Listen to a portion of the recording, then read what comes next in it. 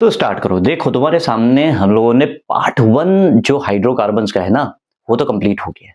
और ये part 2 start होने जा रहा है जिसमें हाइड्रोकार्बन्स के बारे में तुम डिटेलिंग करोगे, उनकी लैब प्रिपरेशन करोगे, उनके बारे में उनके कंसेप्चुअल को देखोगे, उनकी रिएक्शंस को देखोगे तो बहुत ही इंपॉर्टेंट हो जाएगा ये। अब सवाल ये है क्या तुमने इससे पहले ऑर्गेनिक को स्टार्ट किया है? अगर नहीं करा तो तुम्हें क्या करना है? तुम्हें ऑर्गेनिक को पार्ट 1 पहले तो पढ़ो। इसका लिंक दिए दे रहा हूँ, पार्ट 1 पढ़ो। लेकिन दूसरी चीज़ ये है कि पार्ट 1 पढ़ने से भी पहले ऑर्गेनिक को प्रॉब्लम तुम्हारे मन में है। तुम्हें लग रहा है कि ऑर्गेनिक हम कर नहीं पाएँगे। ये ऑर्गेनिक तुम पढ़ रहे हो, रिएक्शन लिखते हो और वो कन्फ्यूज़ हो जाते हो। तो ऐसा नहीं है कि ये प्रॉब्लम तो हर एक के साथ है, पहली चीज़ तो ये समझ लो। ऐसा नहीं है कि कोई भी ऑर्गेनिक को एक बार में पढ़ लेगा। तो तुम्हें क्या करना है, तुम्हें थोड़ा-सा टाइम देना पड़ेगा अपने आप को। लिख-लिख के प्रैक्टिस करोगे, अभी बहुत टाइम अगर मान लो तुम आज से भी प्रिपरेशन स्टार्ट करोगे तब भी तुम्हारे लिए हेल्पफुल रहेगा। तो जैसे मान लो हम लोगों ने जो हाइड्रोकार्बन्स इससे पहले पढ़ा है, जो पार्ट 1 में है उसमें तुम्हारे पास आईयूपीएसी नोमेनक्लेचर है, बहुत ही ज़्यादा इंपॉर्टेंट हो जाता है। उसके अलावा उसमें डिटेलिंग्स है, कार्बन की टेट्रावैलेंसी, होमोलॉगस सीरीज़ वगैरह-वगैरह तमाम चीज़ें, तो उसको ज़रूर पढ़ना। अगर इसको पढ़ने जा रहे हो, अगर तुमने मन बना रखा है कि हाँ, अब तुम्हारे एकदम से दिमाग में आ रहा है कि नहीं चलो ऑर्गेनिक अब स्टार्ट करना ही करना है, तो फिर तुम आप सही जगह पे आए हो। पहला काम तो ये करो पार्ट 1 पढ़ो। पार्ट 1 बिना पढ़े इसको स्टार्ट ना करना। तो हम लोग क्या स्टार्ट करने जा रहे हैं, ये देखो हाइड्रोकार्बन्स में हाइड्रोकार्बन्स का अगर फिर से एक बार इंपॉर्टेंट मतलब समझ लो तो हाइड्रोकार्बन्स क्या है? ऐसे कंपाउंड्स जिसमें हाइड्रोजन और कार्बन से मिलके बॉन्डिंग हो जाती है। उसको हम हाइड्रोकार्बन्स कहते हैं या हाइड्रोकार्बन कंपाउंड जिनमें हाइड्रोजन और कार्बन प्रेजेंट है। ऑर्गेनिक बेसिक लैंग्वेज, लेकिन स्टार्टिंग इसकी कार्बन की वैलेंसी से होती है, तो वहां पे हमने पार्ट 1 में देखा हुआ है। पार्ट 2 में हम लोग स्टार्ट कर रहे हैं। सबसे पहली चीज क्या है? एल्केन। जैसे एल्केन्स के ऊपर तुम्हारे पास क्वेश्चन जो सबसे इंपॉर्टेंट मिलते हैं वो कौन से मिलते हैं? एल्केन्स में तुम्हारे पास बहुत से इंपॉर्टेंट क्वेश्चन, जैसे पहले ही क्वेश्चन पूछा जाता है why they are called paraffins. अब एल्केन्स के बारे में अगर तुम्हें याद होगा तो जनरल फॉर्मूला जो होता है, जो इसका अब बिना जनरल फॉर्मूले के तो तुम तो स्टार्ट ही नहीं कर पाओगे। CnH2n+2 ये क्या है? ये बता रहा है कि जितने कार्बन है तुम्हारे पास उसके डबल हाइड्रोजन में 2 और ऐड कर दो।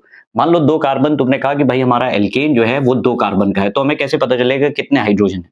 इस फॉर्मूले के हिसाब से जितने भी कार्बन हैं उसके डबल हाइड्रोजन 2n डबल हो गया +2, यानी कि जो हाइड्रोजन होने चाहिए वो कितने होने चाहिए? इसका डबल हो गया 4, 4 + 2 यानी कि 6। इथेन है, सिंपल सी चीज। तो यहाँ पे स्टार्टिंग हम लोग करेंगे क्या?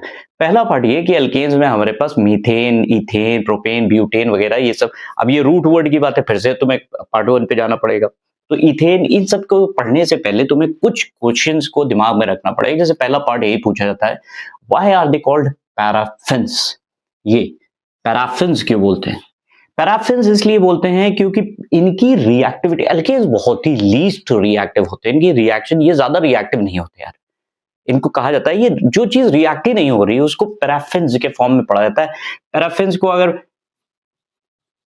पैरम एफिनिस, ये इसका सही फॉर्म है। इसको अगर वैसे देखा जाए, पैरम का मतलब होता है स्मॉल, लीस्ट, और एफिनिस की रिएक्टिविटी।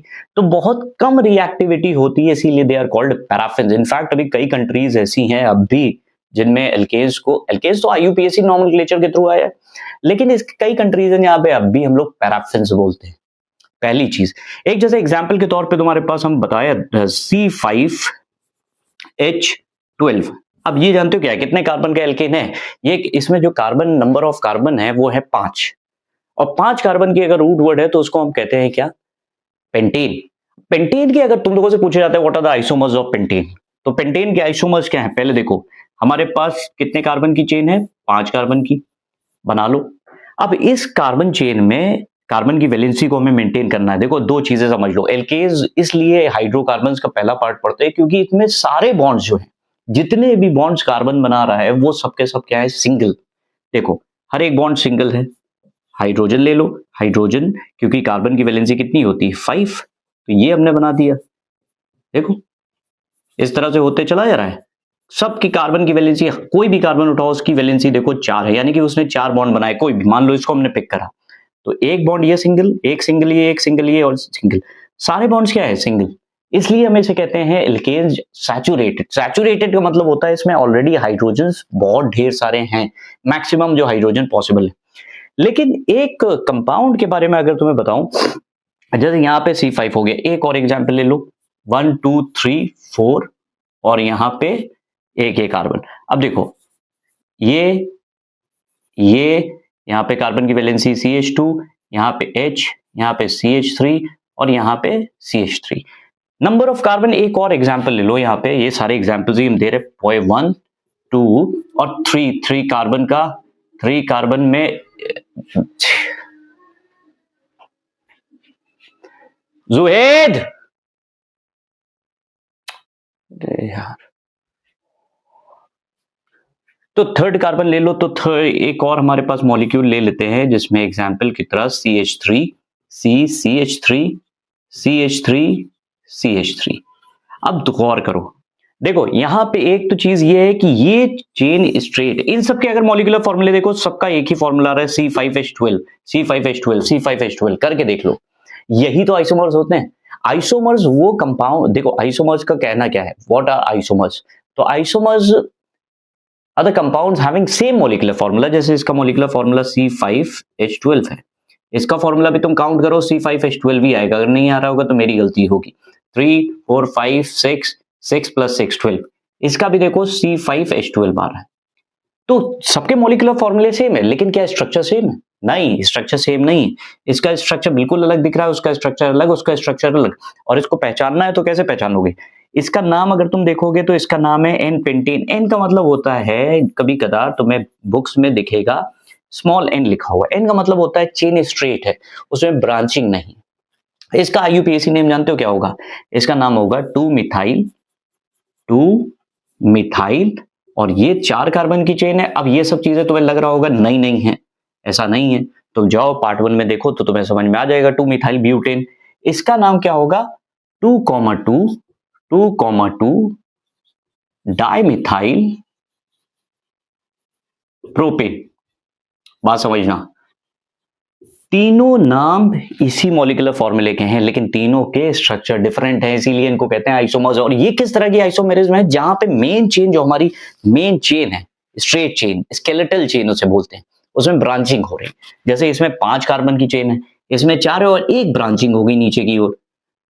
यहां पे देखो चेन 3 कार्बन की और 2 तरफ ब्रांच हो गए, तो ब्रांचिंग की वजह से ये जो चेन आ रही है इसे कहते हैं चेन आइसोमेरिज्म। चेन आइसोमेरिज्म, तो एल्केज जो हमारी आइसोमेरिज्म शो करते हैं वो चेन आइसोमेरिज्म शो करते हैं। याद रखना कि क्लास 10 के हिसाब से ही ये टॉपिक बनाया गया है।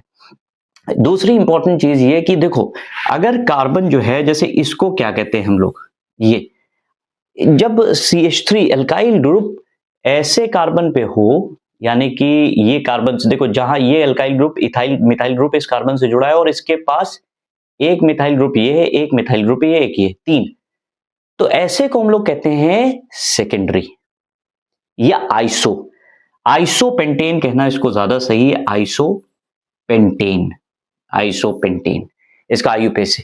इसमें एक कार्बन, इस मॉलिक्यूल में एक कार्बन ऐसा है जिसके चारों वैलेंसीज कार्बन पूरी कर रहा है। देखो ये वाला कार्बन जो है, इसकी चारों वैलेंसीज, ये कार्बन, ये कार्बन, ये, तो all the valencies are fulfilled by किसके? कार्बन। इसलिए हम इसे कहते हैं टर्शरी, या फिर इसको नियो कहा जाता है, नियो टर्म, नियोपेंटेन। ये किस वक्त यूज होता है नियो टर्म? जैसे एन टर्म यूज होता है किसके लिए? स्ट्रेट चेन के लिए। वैसे नियो टर्म यूज होता है जब कोई एल्केन में ऐसा कार्बन हो जिसकी चारों वैलेंसीज कार्बन ही पूरी कर रहा हो। है ना मजेदार चीज? तो ये पहले स्टार्टिंग हम लोग कर चुके हैं, इसमें कुछ रिएक्शंस देखते चलते हैं तो आसान हो जाएगी तुम्हारे लिए रिएक्शन। तो तुमसे अगर मान लो क्वेश्चन पूछा जा रहा है कि व्हाट इज डीकार्बोक्सिलेशन, ये क्वेश्चन, और साथ में व्हाट इज सोडा लाइम, तो ये दोनों क्वेश्चन बड़े ही इंपॉर्टेंट पार्ट के होते हैं। देखो ये जो हम बना रहे हैं ये है laboratory preparation of methane, laboratory preparation of methane. अब लेबोरेटरी प्रिपरेशन में जो इसकी कॉमन रिएक्शन जानते हो, ये पूछा जाता है व्हाट इज सोडा लाइम। तो सोडा लाइम मिक्सचर होता है NaOH और कैल्शियम ऑक्साइड का। जैसे मान लो हमें मीथेन बनाना है, तो हमने क्या लिया? हमने कंपाउंड ले लिया CH3COONA। अब ये कंपाउंड में अक्सर प्रॉब्लम आती है कि ये कंपाउंड है क्या चीज। बहुत सिंपल सा कंपाउंड है, इसमें कोई बड़ी चीज नहीं आती जो तुम्हें परेशान करे। सोडा लाइम जो होता है वो होता है NaOH और कैल्शियम ऑक्साइड का मिक्सचर, कोई बड़ी चीज नहीं, कोई बड़ी चीज नहीं। अभी बताता हूं इसके बारे में। 200 डिग्री के आसपास टेम्परेचर ले लो। अब जानते हो क्या हुआ है? पहले रिएक्शन समझ लेते हैं। देखो ये कंपाउंड जो बना हुआ है इसे कहते हैं सोडियम इथेनोएट। अब टर्म कौन सा आ रहा है? एथ, एथ का मतलब 2 कार्बन। ये कार्बोक्सिलिक एसिड, जो हम लोग एसिटिक एसिड होता है ना, जो तुम लोगों ने पढ़ा है इथेनोइक एसिड या एसिटिक एसिड, कार्बोक्सिलिक एसिड वाला ग्रुप, उसी के अगर 2 कार्बन का एसिड है तो हम कहते हैं एसिड। और एसिड्स को अगर हम सोडियम हाइड्रोक्साइड के साथ रिएक्ट कर दें, क्योंकि एसिड बेस रिएक्शन होता है, तो ये सॉल्ट है किस चीज का? अगर ध्यान दोगे तो CH3COH को अगर हमने NaOH के साथ ट्रीट करा होता तो Na बेस है, एसिड है, और H2O यहां से निकल गया होता तो कंपाउंड हमारे पास ये बनता। तो इसको हम कहते हैं 2 कार्बन का है, इसलिए इसको नाम देते हैं सोडियम इथेनोएट। Sodium ethanoate. अब सवाल ये है कि इस रिएक्शन को हम डीकार्बोक्सिलेशन रिएक्शन क्यों कहते हैं? सोडा लाइम क्या होता है? सोडा लाइम मिक्सचर होता है NaOH और कैल्शियम ऑक्साइड का पोरस। देखो यहाँ पे जब इसको हम हीट कर रहे हैं तो हो क्या रहा है, हीटिंग जैसी करी गई, देखो यहीं पे ये चीज समझ रहे, 300 डिग्री ले लो, 300 डिग्री, ये जैसी रिएक्ट करा रहे हो। अब देखो इसको ट्रिक क्या है, इसकी ट्रिक जो है वो सिंपल सी है, NaOH, तो NaO से हम क्या करेंगे कि ये यहां पे देखो, इस पूरे डिब्बे को ध्यान से देखना, ये और ये सही बना रहे हैं। देखो इस ब्रैकेट में गौर करो, क्या चीज लिखी है? 2 सोडियम, कार्बन 1 है, ऑक्सीजन कितने हैं? CO3। कोई कंपाउंड याद आया? कोई कंपाउंड याद आया? फिर से देखो, 2 sodium, 1 carbon, 3 oxygen, sodium carbonate Na2CO3, ठीक। और साथ में क्या चीज बच गई? CH3, और ये देखो H, तो CH3 एक H ये यानी कि CH4।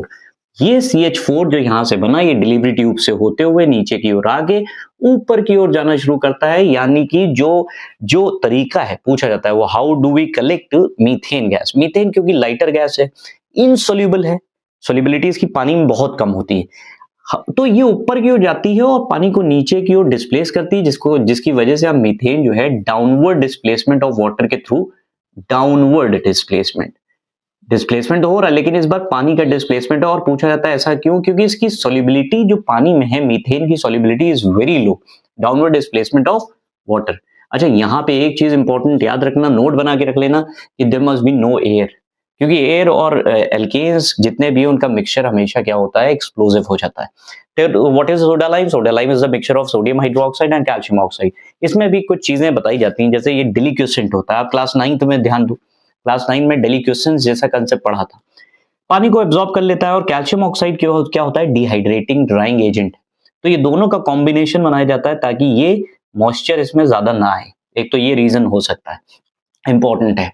क्यों इसे डीकार्बोक्सिलेशन रिएक्शन कहते हैं? गौर करो तो हमने जो कंपाउंड लिया था CH3CONA, उसका CO2, ये देखो C और दोनों ऑक्सीजन ये निकल के इधर की ओर आ गए। रिमूवल ऑफ, डी का मतलब होता है रिमूवल, कार्बोक्सी मतलब CO2, डी कार्बोक्सी का मतलब हो गया रिमूवल ऑफ कार्बन डाइऑक्साइड। तो ये बढ़िया सा एग्जांपल बनता है जहां पे तुम कह सकते हो रिमूवल ऑफ कार्बन डाइऑक्साइड हो रहा है। इसी का ही दूसरा पार्ट क्या है हमारे पास कि CH3 के बजाय अगर मान लो ये हमने ले लिया होता, अब 2 कार्बन का है, 3 कार्बन का होता है, तो क्या कहते हैं? Sodium propanoate, sodium propanoate, CH3 CH2 COONA, same वही टाइप की रिएक्शन, NaOH ले लो, कैल्शियम ऑक्साइड ले लो, कैल्शियम ऑक्साइड के साथ तुम्हें वही Na2CO3 यहां से निकल गया, तो क्या बना? C2H6 इथेन प्लस जो हमारे पास Na2CO3, वो अलग कर दो, खत्म हो गई कहानी, ये हो गया Na2CO3। इस बार क्या बना? इथेन। तो पूछा जाता है कि if you want to make ethane from decarboxylation, या डीकार्बोक्सिलेशन ना भी बोले, how do we make ethane from the corresponding salt of acid? तो जितने कार्बन इधर आ रहे हैं उससे एक बढ़ा के एसिड का कार्बन लो, जैसे ये दो कार्बन इथेन का बना, तो यहाँ पे तुम propanoic acid, sodium salt of propanoate ले लो, आसान चीज है। जो CH4 का स्ट्रक्चर होता है वो टेट्राहेड्रॉन। टेट्राहेड्रॉन किस तरह का होता है? ऐसे इमेजिन करो, पिरामिड की तरह। तो ये कार्बन हो गया, मीथेन का स्ट्रक्चर पूछ सकते हैं, इसका इस तरह से स्ट्रक्चर होता है, तुम इसे इसी तरह से बनाओगे, 109.28, इसका एंगल पूछा जाता है। इंपॉर्टेंट, ये टेट्राहेड्रॉन है, टेट्रा का मतलब चार, ये पिरामिड जिस तरह का होता है बिल्कुल उसी तरह का स्ट्रक्चर है। तो ये इंपॉर्टेंट पार्ट होता है इनमें से, इस रिएक्शन में से सोडा लाइम डीकार्बोक्सिलेशन और इसका स्ट्रक्चर। तुम्हें पता है मीथेन को एक और नाम से भी जानते हैं, मार्श गैस। मार्श गैस भी इसका नाम होता है, तो याद रखो कि मीथेन को we also call it marsh gas. तो ये जैसे एक तरीका हो गया तुम्हारे पास, इंपॉर्टेंट है। तो हम लोग ये इस पॉइंट को नोट कर लो, डिकार्बोक्सिलेशन कैसे होता है, इसके और भी रिएक्शंस के तरीके हैं, हम लोग वो भी बात कर रहे हैं। देखो तो देखो तुम्हारे सामने दो रिएक्शंस लिखी हैं और ये रिएक्शंस से भी तुम्हारे पास क्वेश्चंस बन सकते हैं और ये तुम्हारे कंसेप्ट्स में भी हेल्पफुल रहेगा। थोड़ा सा ध्यान लगाओ, थोड़ा सा ध्यान लगाओ और सोचो ये रिएक्शंस क्या है। क्या zinc in the presence of HCl इससे पहले कहीं देखा है? क्लास 9th की रिएक्शंस है, लेबोरेटरी टेस्ट है, जिंक के रिएक्शंस क्लास 10th में भी तुम्हें करवाए जाते हैं। ये सोडियम जो होता है बड़ा रिएक्टिव एक स्पीशी, तो ये दोनों ही की पहचान इंपॉर्टेंट है। जानते हो क्या होता है? ये दोनों ही इंपॉर्टेंट रिएक्शन मानी जाती हैं। एल्केन से रिलेटेड ये तो खास करके रिएक्शन है। जैसे ये वाली रिएक्शन को अगर देखो ना तो ये बोली जाती है वुड्स रिएक्शन। वुड्स रिएक्शन, अब वुड्स रिएक्शन क्या होती है, कहां पे होती है? तो वुड्स रिएक्शन होती है हेलो एल्केन्स में। अब हेलो का मतलब हो गया हेलोजन, एल्केन्स का मतलब जितने भी एल्केन से तुम एक हाइड्रोजन हटा के Cl, Br, आयोडीन, भाई आयोडीन भी लग सकता है, Br भी लग सकता है, Cl भी लग सकता है, फ्लोरीन नहीं लग सकता, वॉयलेंट हो जाती हैं रिएक्शंस। जनरली फ्लोरीन की जितनी भी रिएक्शंस होती हैं वो वॉयलेंट होती हैं। तो जैसे यहां पे लिया ही, अब इसको रिएक्शन को देखो, CH3 फिर यहाँ पे Cl ले लिया, ये इसका स्ट्रक्चर है। ओपन करके स्ट्रक्चर देखना है तो एक एक हाइड्रोजन इधर की ओर दिखा दो, एक हाइड्रोजन ये, एक हाइड्रोजन ये, एक हाइड्रोजन ये। तो गौर करो अगर यहाँ से Cl हटा देते तो ये मीथेन ही तो था, तो एक हाइड्रोजन हटा के हमने Cl लगा दिया, इसलिए हम इसे कहते हैं हेलो एल्केन्स। इन्हें कहते हैं, इनका जो पूरा नाम होता है यूपीएससी सिस्टम में से कहते हैं हेलो एल्केन्स। इन्हें ले लिया, एक दो मॉलिक्यूल इसीलिए दिखाए गए हैं, वैसे दिखाएं या न दिखाएं उससे फर्क नहीं पड़ता। तो तुम्हें ये ध्यान रखना पड़ेगा, ये सॉरी यहाँ पे एक हाइड्रोजन लगा है, एक हाइड्रोजन यहाँ लगा है। ड्राई ईथर मस्ट है, जहां सोडियम होता है वहां ड्राई ईथर इंपॉर्टेंट चीज है, ये आगे चल के तुम लोगों के लिए हेल्पफुल रहेगी। ये देखो NaCl यहाँ से निकल गया, कितने NaCl निकले? दो Na लेकर चले थे, एक Na एक Cl, एक Na एक Cl, तो इसको दो NaCl पहले तो अलग कर दो। अब बचा क्या? इधर की CH3, इधर की CH3, तो CH3 का मतलब हो गया हमारे पास C2H6। है मजेदार चीज, पूरा स्ट्रक्चर तुम्हारे सामने हो गया। अब ये चीज कौन कर, यहाँ पे Cl भी हो सकता है, तुम चाहो तो यहाँ Br ले लो, तुम चाहो तो यहाँ पे आयोडीन ले लो, कोई भी चीज ले लो, सब में वुड्स रिएक्शन। तो वुड्स रिएक्शन का क्वेश्चन जानते हो क्या पूछा जाता है? Why methane cannot be formed by Wurtz reaction? Methane जो है वो वुड्स रिएक्शन से नहीं बनाई जा सकती। उसका रीजन ये होता है, एक तो इंपॉर्टेंट रीजन ये है कि भाई ऑड नंबर कार्बन चेन नहीं बनती, वुड्स में ऑड नंबर कार्बन चेन नहीं बनती। तो ये तो इवन है इसलिए बन गया। प्रॉप नहीं बनेगा, पेंट नहीं बनेगा, 5 कार्बन, हेप्ट नहीं बनेगा। लेकिन फिलहाल के लिए up to standard of class 10th ये चीजें तुम्हारे लिए इंपॉर्टेंट हैं, जो जो चीजें बता रहा हूं। उसके अलावा मीथेन का एक और भी रीजन देखो, हमेशा यहाँ पे दो मॉलिक्यूल की रिक्वायरमेंट होती, जो सबसे छोटी एल्किल हलाइड या हेलो एल्केन पॉसिबल है वो यही तो है, क्लोरोमीथेन, ब्रोमोमीथेन या आइडोमीथेन। इससे नीचे नहीं जा सकता। और तुम्हें पता है ये डबल होती है चेन, तो सब एक कार्बन की चेन तुम अगर लेके चलोगे तो वहां तो 2 कार्बन हुआ जा रहा है ना। तो मीथेन 2 वजहों से नहीं बनता, जो सबसे ज्यादा तुम लोग क्लास 10th के लिए इंपॉर्टेंट वो ये है क्योंकि और चेन है इसलिए नहीं बनता। अब तुम्हारे सामने एक और रिएक्शन लिखी है कि हेलो एल्केन को अगर तुमने जिंक और HCl के साथ ट्रीट कर दिया तो क्या होगा। देखो सिंपल सा तरीका ये होता है कि भाई देखो जिंक और HCl ये अगर तुमने रिएक्शन कराई है तो तुम्हें पता है जिंक HCl के साथ क्या बनाता था? Hydrogen gas, nascent hydrogen supply करता है, ये भी बोल सकते हो। और नेसेंट हाइड्रोजन सप्लाई करने के लिए एक और इंपॉर्टेंट स्पीशी होती है zinc copper couple in the presence of ethanol. ये भी कहीं लिखा हो तो इंपॉर्टेंट होता है। जिंक कॉपर ये दोनों ही नेसेंट हाइड्रोजन सप्लाई करते हैं। अब नेसेंट हाइड्रोजन अगर सप्लाई करेंगे, मान लो CH3Cl है, तो नेसेंट हाइड्रोजन सप्लाई हुए, एक हाइड्रोजन Cl के साथ चला गया तो बन गया HCl, और एक हाइड्रोजन CH3 के साथ चला गया तो बना CH4। अब तुम्हारे दिमाग में एक क्वेश्चन आएगा कि सर अगर यहाँ पे Cl है, क्या हम और कोई और चीज ले सकते हैं? बिल्कुल, Cl की जगह तुम Br भी ले सकते हो, आयोडीन भी ले सकते हो, तो कोई भी स्पीशीज में से तुम ले सकते हो। एक और क्वेश्चन पूछा जाता है कि Al4C3 कार्बाइड जो होते हैं ना, कार्बाइड्स पे भी तुम्हारे पास हाइड्रोलिसिस पे अगर मान लो वाटर मॉलिक्यूल लेकर चलो तो ये भी तुम्हारे पास क्या बना देते हैं? मीथेन, और साथ में तुम्हारे पास aluminium hydroxide LOH whole thrice plus CH4। अब ये तुम्हारे पास रिएक्शन जो है बैलेंस्ड कर लेना, कोई बड़ी चीज नहीं। जितने भी कार्बाइड्स होते हैं वो क्या करते हैं? रिएक्शन में मीथेन को बनाते हैं और हाइड्रोक्साइड, एल्युमिनियम हाइड्रोक्साइड बनता है। लेकिन जो इस बोर्ड पे लिखी हुई रिएक्शन है उनमें से Wurtz reaction is the most important. Wurtz reaction important होती है, और ये जो है ये एक तरह से क्या हम करवा रहे हैं, रिड्यूस करा रहे हैं। तो रिडक्शन ऑफ हेलो एल्केन्स है, reduction of halo alkenes, of halo alkenes. तो ये तुम्हारे पास इंपॉर्टेंट चीजें हो गई, एल्केन्स, ठीक है, ये इंपॉर्टेंट है, इसको नोट डाउन कर लो। देखो जो एल्केन्स का कंबशन होता है ना, कंबशन पूछा जाता है विच कलर इज फॉर्म्ड, कौन सा ब्लूइश फ्लेम होती है। नॉन सूटी, नॉन सूटी का मतलब होता है जिसमें धुआं ना हो, सूट का मतलब ही होता है धुआं। अब वो ब्लैक सूट बिल्कुल काला धुआं होने लगता है, तो अलग अलग चीजें हैं, जैसे क्योंकि हाइड्रोकार्बन्स में हमारे पास ऑलरेडी सैचुरेटेड है। जब तुम ऑक्सीजन के साथ रिएक्ट कराते हो तो कभी भी याद रखो, कोई भी हाइड्रोकार्बन को अगर तुम ऑक्सीजन की प्रेजेंस में हीट कर रहे हो और उसकी सप्लाई एक्सेस में बनी हुई है, तो हमेशा वो कार्बन डाइऑक्साइड और वाटर बनाता है, ये फिक्स हो गया। कार्बन डाइऑक्साइड वाटर ही बनेगा किसी भी हाइड्रोकार्बन के, अगर ऑक्सीडेशन या तुम कंबशन की बात कर रहे हो तो हमेशा क्या चीज बनेगी, कार्बन डाइऑक्साइड और वाटर।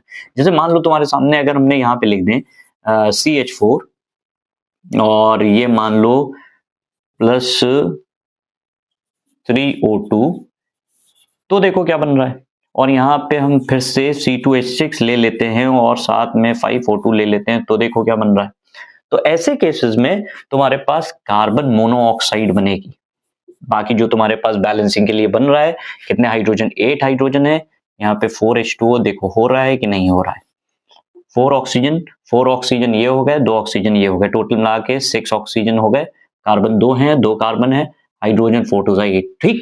इसी तो कार्बन मोनोऑक्साइड ही क्यों बन रही, अगर तुमने ऑक्सीजन सप्लाई कम कर दी या ऑक्सीजन कम है तो याद रखना कार्बन मोनोऑक्साइड बनेगा। कार्बन मोनोऑक्साइड एक एक एक पॉइजनस गैस कह लो। रीजन क्या है, ये हेमोग्लोबिन के साथ रिएक्ट करता है, किसके साथ, हेमोग्लोबिन के साथ रिएक्ट करता है, और हेमोग्लोबिन के लिए इसकी एफिनिटी बहुत ज्यादा है।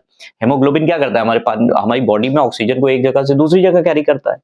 अब हेमोग्लोबिन जैसी कार्बन मोनोऑक्साइड बनती है, कार्बन मोनोऑक्साइड क्या करती है कि हेमोग्लोबिन से जाके अटैच हो जाती है, जिसकी वजह से हेमोग्लोबिन की ऑक्सीजन कैरिंग कैपेसिटी क्या हो गई, कम हो गई। तो ये मतलब समझ लो बहुत ही पॉइजनस होती है, और इसकी वजह से डेथ हो जाती है, इसकी वजह से डेथ हो जाती है कार्बन मोनोऑक्साइड की पॉइजनिंग की वजह से।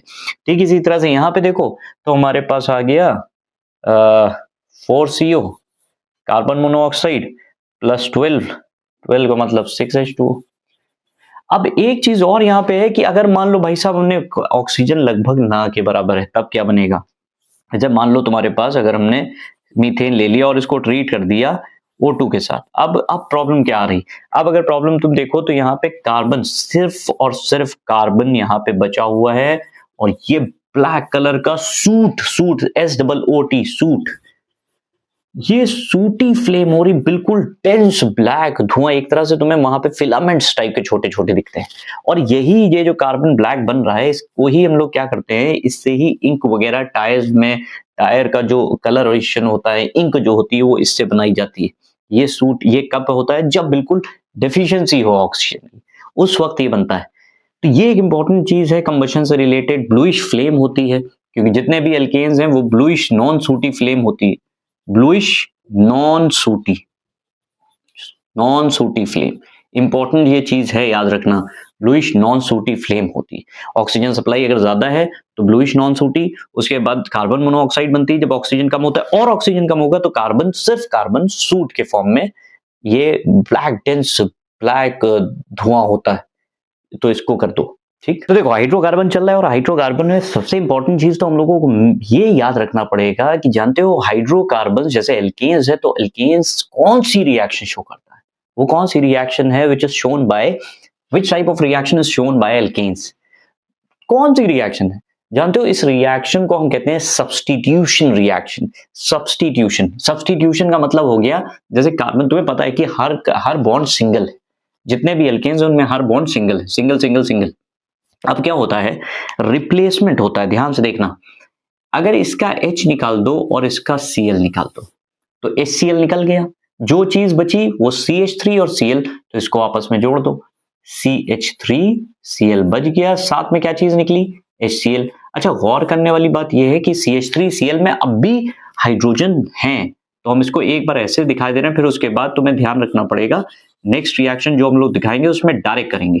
Cl ऑलरेडी है हमारे पास और Cl2 अब भी हमारे पास है। Cl2 को भर के लेकर चलें, ठीक है। Cl2 एक्सेस में है ऐसे समझ लो, या रिएक्शन को अभी कुछ हायर लेवल पे जाओगे तो ये फ्री रेडिकल मैकेनिज्म बोली जाती है। एक Cl यहां से फिर से हाइड्रोजन को रिप्लेस कर सकते हैं, या इसको ऐसा करो कि इधर हाइड्रोजन बना लो और इधर Cl बना लो, बात तो वही आ रही ना। अब HCl फिर से यहां से निकल गया, फिर हमारे पास क्या बना, तो गौर करो H, दो Cl जुड़े हुए हैं, Cl फिर से जुड़ा हुआ है, फिर H जुड़ा हुआ है। तो इसको अगर कंडेंस फॉर्म में लिखेंगे तो हम क्या लिख देंगे, CH2Cl2। डाइक्लोरोमीथेन बहुत इंपॉर्टेंट कंपाउंड है, डाइक्लोरोमीथेन, डाइक्लोरो, दो Cl है इसलिए डाइक्लोरोमीथेन, और साथ में HCl बन गया।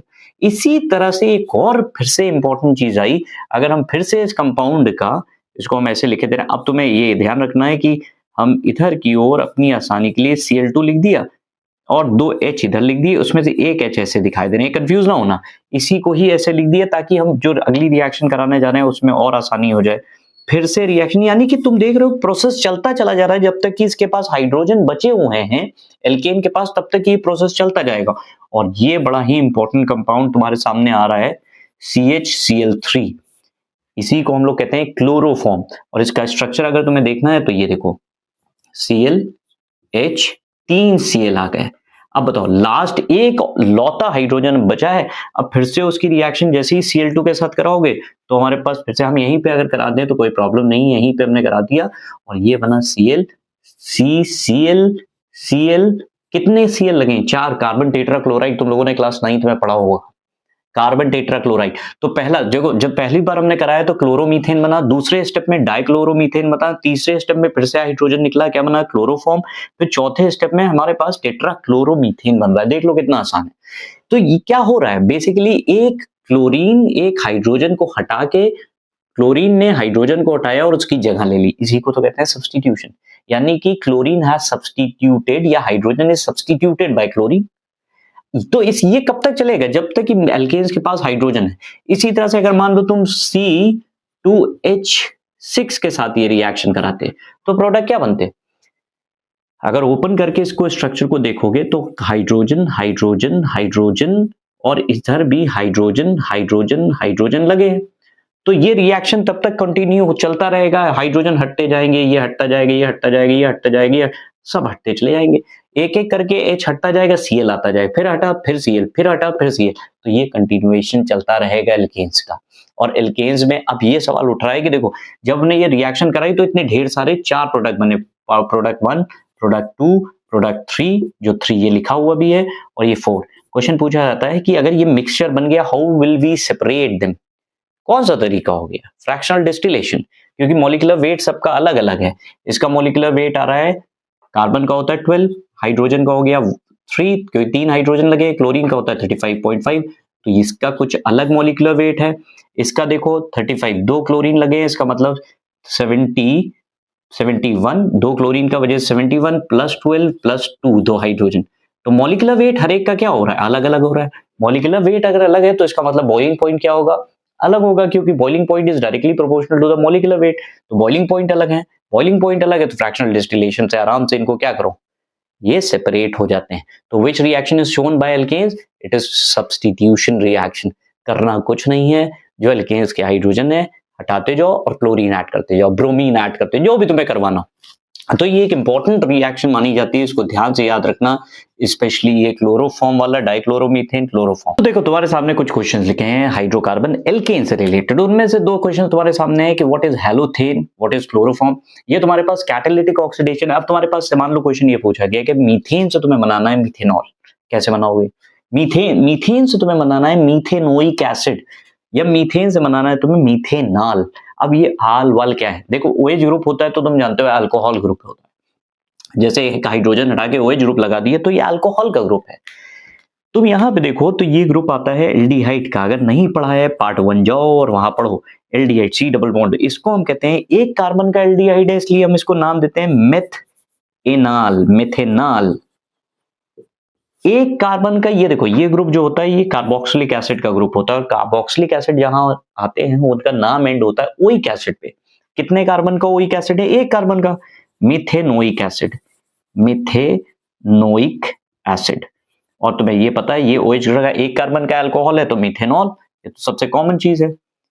ये हो गया मिथेनॉल। अब पूछा जाता है कैसे बनाए, तो सबसे पहली चीज है अगर मान लो मिथेनॉल तुम्हें बनाना है मीथेन से, तो कैटालिटिक ऑक्सीडेशन का मतलब ये है जब हम ऑक्सीडेशन कराएं लेकिन कैटलिस्ट की प्रेजेंस में, कंट्रोल्ड ऑक्सीडेशन। कैटलिस्ट होना मस्ट है, क्योंकि जनरली तुम्हें पता है ये पैराफिन्स बोले जाते हैं। पैराफिन्स का मतलब ये जल्दी रिएक्ट नहीं करते, ऑक्सीडाइजिंग रिड्यूसिंग एजेंट से ये रिएक्ट नहीं करते, इनकी रिएक्टिविटी बहुत कम है। तो क्या करें इसके लिए, देखो 475 केल्विन टेम्परेचर ले लो, 120 एटमॉस्फेयर के आसपास प्रेशर ले लो, और जो ऑक्सीजन के साथ रिएक्शन इसका ऑक्सीजन के साथ कराया जाता है, तो 2 मॉलिक्यूल इसके ले लो, ये मिथेनॉल तुम्हें 2 मॉलिक्यूल बना के दे देगा। कैटलिस्ट कौन सा यूज हो रहा है, देखो यहाँ पे ये चीज इंपॉर्टेंट है, मीथेन को जब तुमने ऑक्सीजन के साथ लिया है 120 एटमॉस्फेयर के आसपास का प्रेशर है, और यहाँ पे copper as a catalyst use हो रहा है। ठीक, इसी तरह से फॉर्मल्डिहाइड को देखो, ये जो फॉर्मल्डिहाइड, इसको इसका जो कॉमन नेम है वो है फॉर्मल्डिहाइड। फॉर्मल्डिहाइड, फॉर्मल्डिहाइड उसका फॉर्मिक एसिड है, फॉर्मल्डिहाइड। अब फॉर्मल्डिहाइड को तुम्हें बनाना है, तुम्हें क्या करना है, मोलिब्डेनम ऑक्साइड ले लो, MO, स्मॉल ओ बनाया जाता है capital O, molybdenum oxide. MO2O3 भी एक एग्जांपल होता है, MO स्मॉल O2O3, लेकिन ये इंपॉर्टेंट है मोलिब्डेनम ऑक्साइड, MO2। इसी तरह से फॉर्मिक एसिड बनाने के लिए तुम्हें मैग्नीज के कुछ कंपाउंड लेने पड़ते हैं, तो Mn कंपाउंड्स लिख लो, बहुत सिंपल सी चीज है। और अगर इथेन का केस होता है तो प्लैटिनम वगैरह भी यूज कर सकते हैं 300 डिग्री के आसपास टेम्परेचर पे। तो ये एक सिंपल सा तरीका होता है इसको पहचानने का। ये प्लैटिनम का भी यूज हो, जो रिएक्शन तुमने मीथेन के साथ कराई है वही इथेन के साथ होती है, तो इथेन से इथेनॉल बन जाएगा, इथेनोइक एसिड बन जाएगा, इथेनॉल बन जाएगा। तो सेम रिएक्शन पैटर्न है। हेलोथेन क्या होता है और क्लोरोफॉर्म क्या है, देखो क्लोरोफॉर्म तुम जानते हो, अभी तुम पहले ही पढ़ा है, CHCl3 को हम कहते हैं क्लोरोफॉर्म। एनेस्थेटिक होता है, ये पहले एनेस्थीसिया की तरह दिया जाता था, लेकिन क्या है कि मान लो हमने एनेस्थीसिया उसकी हेल्प करने के लिए दिया और कहीं डोज ज्यादा हो गई तो वो श्योर था कि उसकी डेथ हो जाएगी। तो इसको करेक्ट करने के लिए कि इसका जो इफेक्ट है वो तो बड़ा सीवियर हो रहा है, डैमेजिंग इफेक्ट है कि ये इससे मरने के चांसेस बढ़ जाते हैं, डेथ होने के चांसेस बढ़ जाते हैं, तो हेलोथेन का यूज हुआ। हेलोथेन कुछ नहीं था, CF3 एक तरह का इथेन था, उसमें BrCl ऐड कराया गया और H था, यानी कि अगर इसका स्ट्रक्चर देखो तो इस तरह का स्ट्रक्चर आ रहा है, FFF C BrCl और H। इसको कहा गया हेलोथेन। इसने क्या करा, सब्स्टिट्यूट करा क्लोरोफॉर्म, जो प्रॉब्लम हो रही थी उसको खत्म कर दिया। तो ये हमारे पास यूजेज में आता है हेलोथेन का। क्यों, क्या यूज है, मीथेन जैसे इथेन, मीथेन का क्या, मीथेन हमारे पास क्या है, एज अ फ्यूल यूज होता है। और उसके अलावा ये तमाम से कंपाउंड बनाता है, तो मैं अभी देखा कार्बन टेट्राक्लोराइड बना रहा है, एसिटल्डिहाइड बनाएगा, इथाइन बना सकता है। इसी तरह से तुम्हारे पास जो इथेन होता है उससे भी सॉल्वेंट इंडस्ट्री में, एक तो वो एज अ मतलब हमारे पास क्या है, इंपॉर्टेंट फ्यूल की तरह है, लेकिन साथ में सॉल्वेंट इंडस्ट्री में भी उसके कंपाउंड्स का यूज होता है। तो ये एल्कीन्स के बारे में इतना सा पॉइंट हो गया। हम लोग अगला स्टार्ट करते हैं एल्कीन। तो एल्कीन्स का जो सबसे पहला पार्ट स्टार्ट होता है वो जानते हो कौन सा है, एल्कीन्स कौन से टाइप की आइसोमेरिज्म शो करते हैं, सबसे पहली चीज तो ये क्वेश्चन बनता है। दूसरा, why are they called olefins, ये दो पार्ट हैं तुम्हारे सामने। तो एल्कीन्स की जो general tendency, general formula CnH2n है, तुम लगा के देखो, इसमें जितने कार्बन होंगे उसके डबल हाइड्रोजन होंगे। तो 1 2 3 तीन कार्बन है, इसका मतलब डबल हाइड्रोजन हो गए 6, 3 4 5 6। जितने कार्बन है उसके डबल हाइड्रोजन होंगे, जितने कार्बन है उसके डबल हाइड्रोजन होंगे। ये जनरल फॉर्मूला होता है एल्कीन्स का। अब एल्कीन्स को अनसैचुरेटेड बोला जाता है, क्यों? क्योंकि तुम अगर चेन देखो तो इसमें कार्बन कार्बन डबल बॉन्ड है। अगर हाइड्रोजन हम इधर अपनी आसानी के लिए लगा दें तो तुम्हें दिख रहा है कार्बन के और कार्बन के बीच में डबल बॉन्ड है।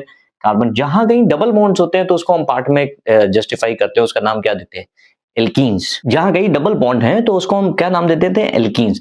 इसी तरह से वहां पे भी देखो एल्कीन्स बन रहे हैं। बस ये क्वेश्चन पूछा जाता है कि भाई ये रिएक्टिव होते हैं, एल्कीन्स ज्यादा रिएक्टिव हैं, एल्कीन्स।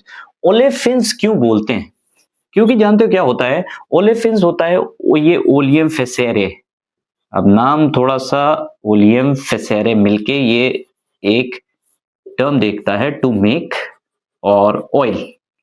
ओलियम का मतलब ऑयल होता है। ये तुमने कहीं और भी पढ़ा है, ओलियम वगैरह याद करो, H2SO7 अगर तुम्हें याद है तो ये लोअर एल्कीन्स जो होती हैं, ये जब हेलोजेंस के साथ रिएक्ट करती है, ब्रोमीन क्लोरीन वगैरह के साथ, लोअर एल्कीन्स, तो ये ऑयल लिक्विड जो ऑयल लाइक कंपाउंड्स बनाती हैं, ऑयल लाइक, इसलिए इन्हें कहा जाता है ओलेफिन्स। ओलियम ऑयल से आया है, फैसिलिटी टू मेक।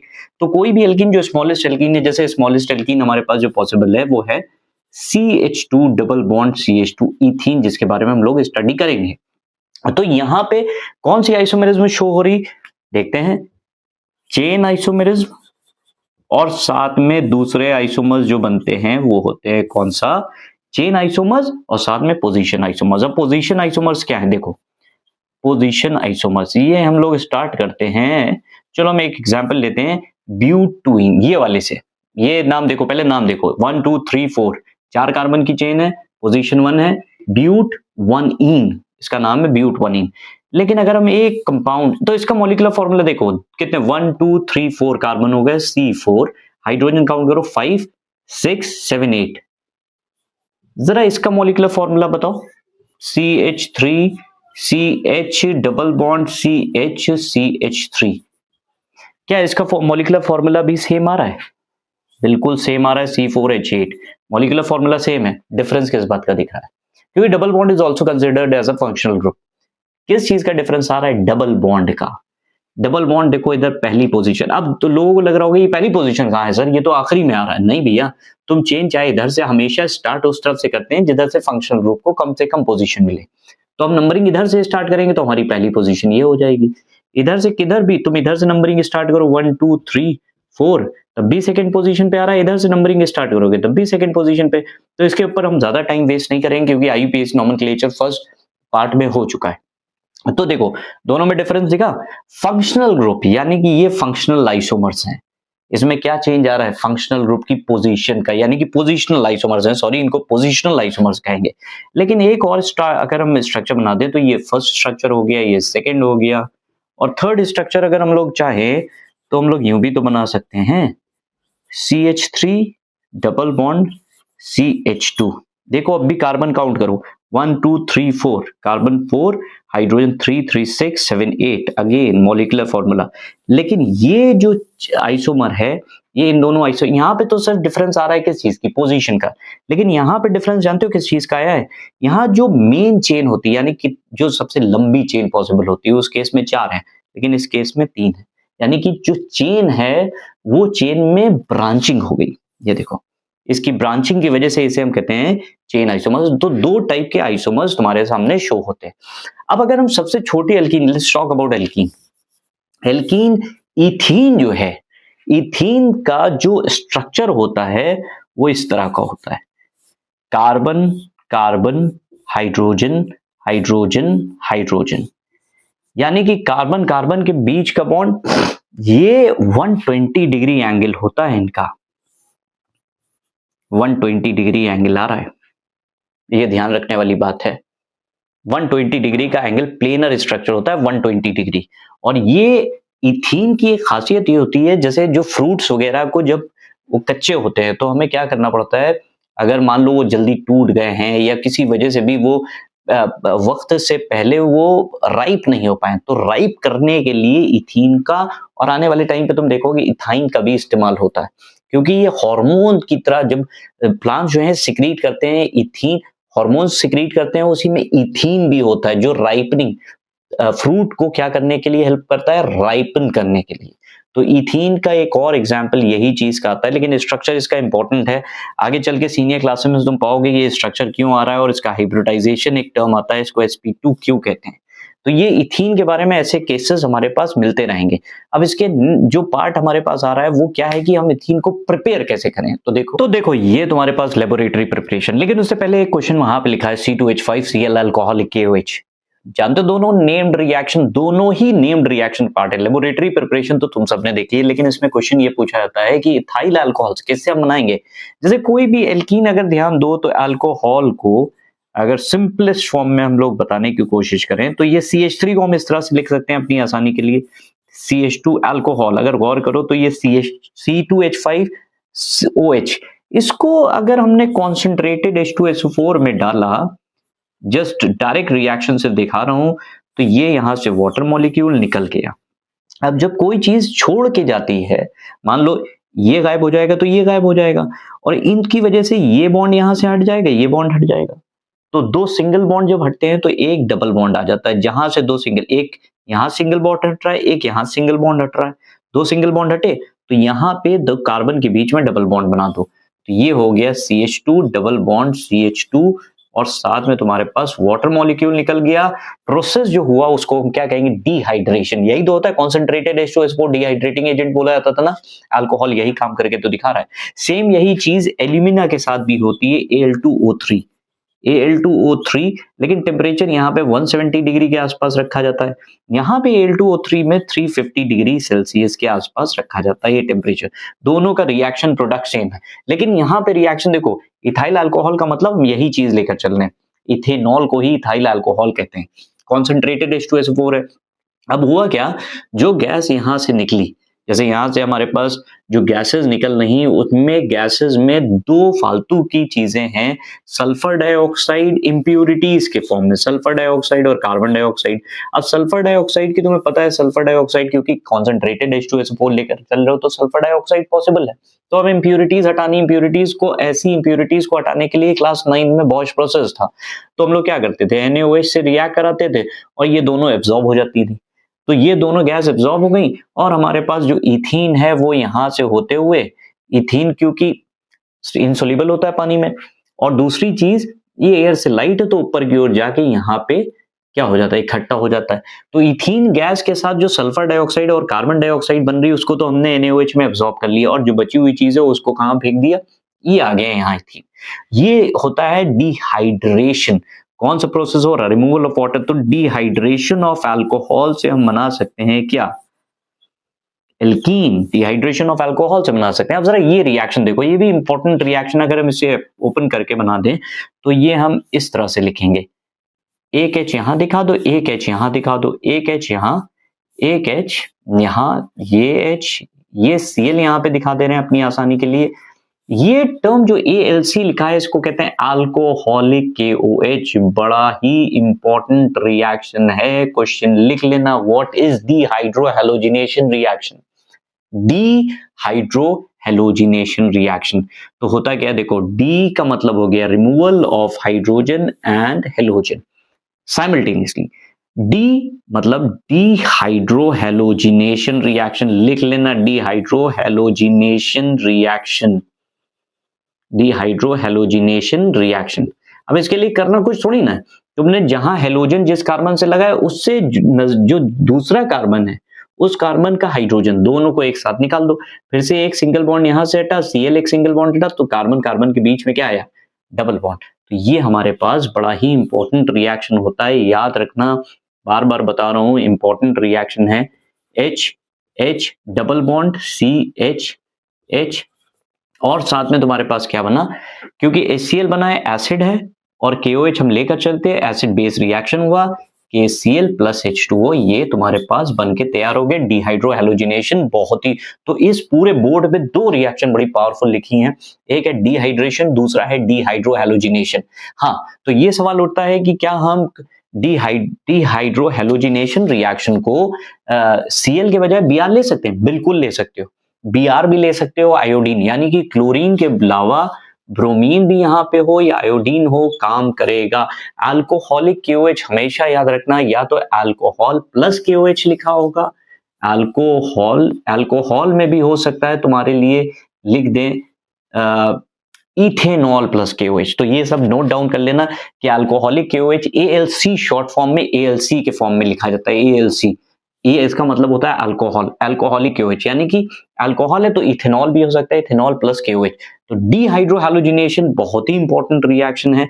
डिहाइड्रेशन ये तुम्हारे पास लेबोरेटरी प्रिपरेशन है, इथीन क्योंकि पानी में कम सोल्यूबल है, और ये हमने बताया था राइपनिंग इफेक्ट होता है। इथीन जो है, अभी एक क्वेश्चन इसमें देखेंगे जो इंपॉर्टेंट है, लेकिन ये दोनों रिएक्शन बड़ी इंपॉर्टेंट। तो ये देखो तुम्हारे सामने दो क्वेश्चंस लिखे हुए हैं, अगर मान लो हम तुम्हें इथेन दे दें और इथीन दे दें, how will you distinguish them chemically.